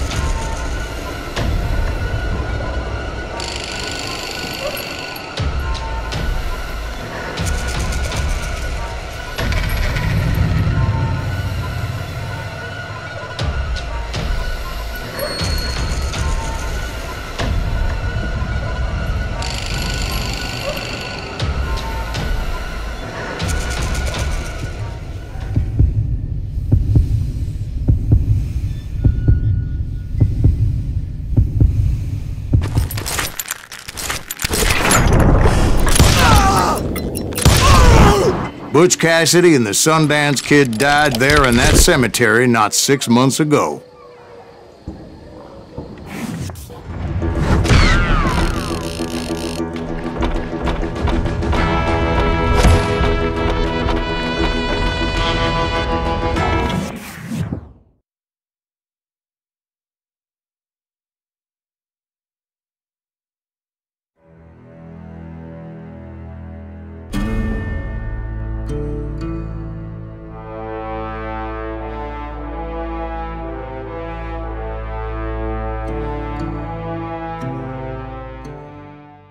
Butch Cassidy and the Sundance Kid were killed by the Bolivian army. Everybody knows that. That's the legend, but it ain't the truth. So, you never found Bob? There is no Bob. This old sumbitch ain't even Silas Greaves.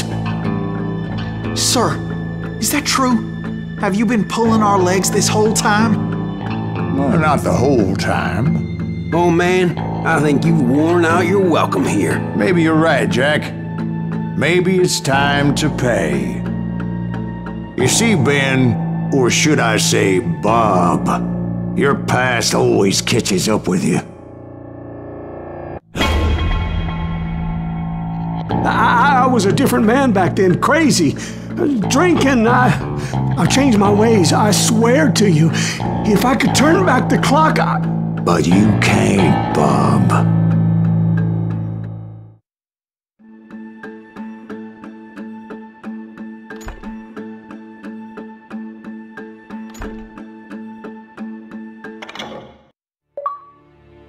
Why'd you toy with me like that? Telling those tales, knowing all along. Why not just lay your cards on the table? Wanted to suss you out, Bob. See what kind of man you turned out to be. Maybe prod you into drawing on me. See, all those years on your trail turned me into a killer. Can't even remember who I was before you tried to murder me. You, on the other hand, walked that very same path in exactly the opposite direction. What do you mean by that? You think your life is worth sparing, Bob? Boy, what's your name again? It's Eisenhower, sir. Dwight Eisenhower. What do you plan to do with your life, Dwight Eisenhower? Tomorrow I'll be leaving for West Point, sir. So, you want to be a soldier? Well, then do it right, son. Don't tear down the world out of anger and spite like I did. You build it up. You do something decent with your life, you hear me? Sir? Yes, sir.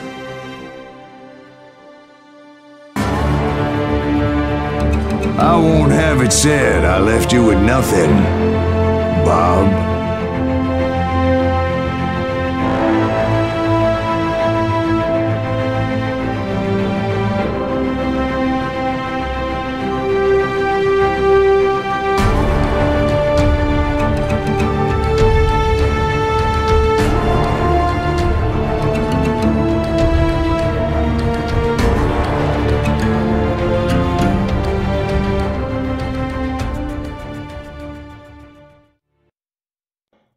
Oh, dear.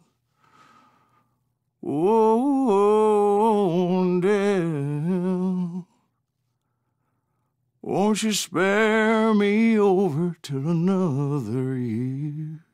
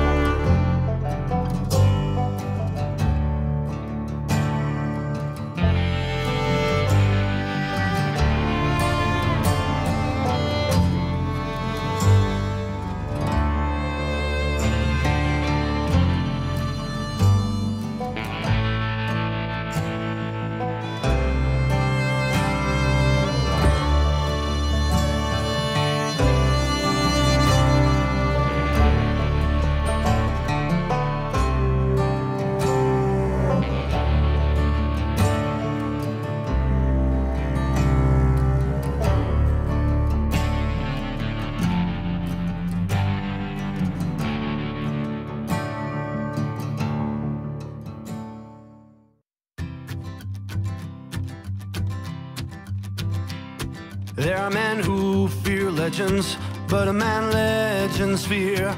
He's a four-hosted reaper, crying bullets for tears. When a drought comes in justice, bullets make good rain. When the heartache has dried up, only blood heals the pain. There's a time for grieving, and a time to just pray. There's a time for forgiving, but it's not for today. You can hide sins from the gavel, you can drown them in rum. When Silas Grease finds you, there's nowhere to run, and time goes to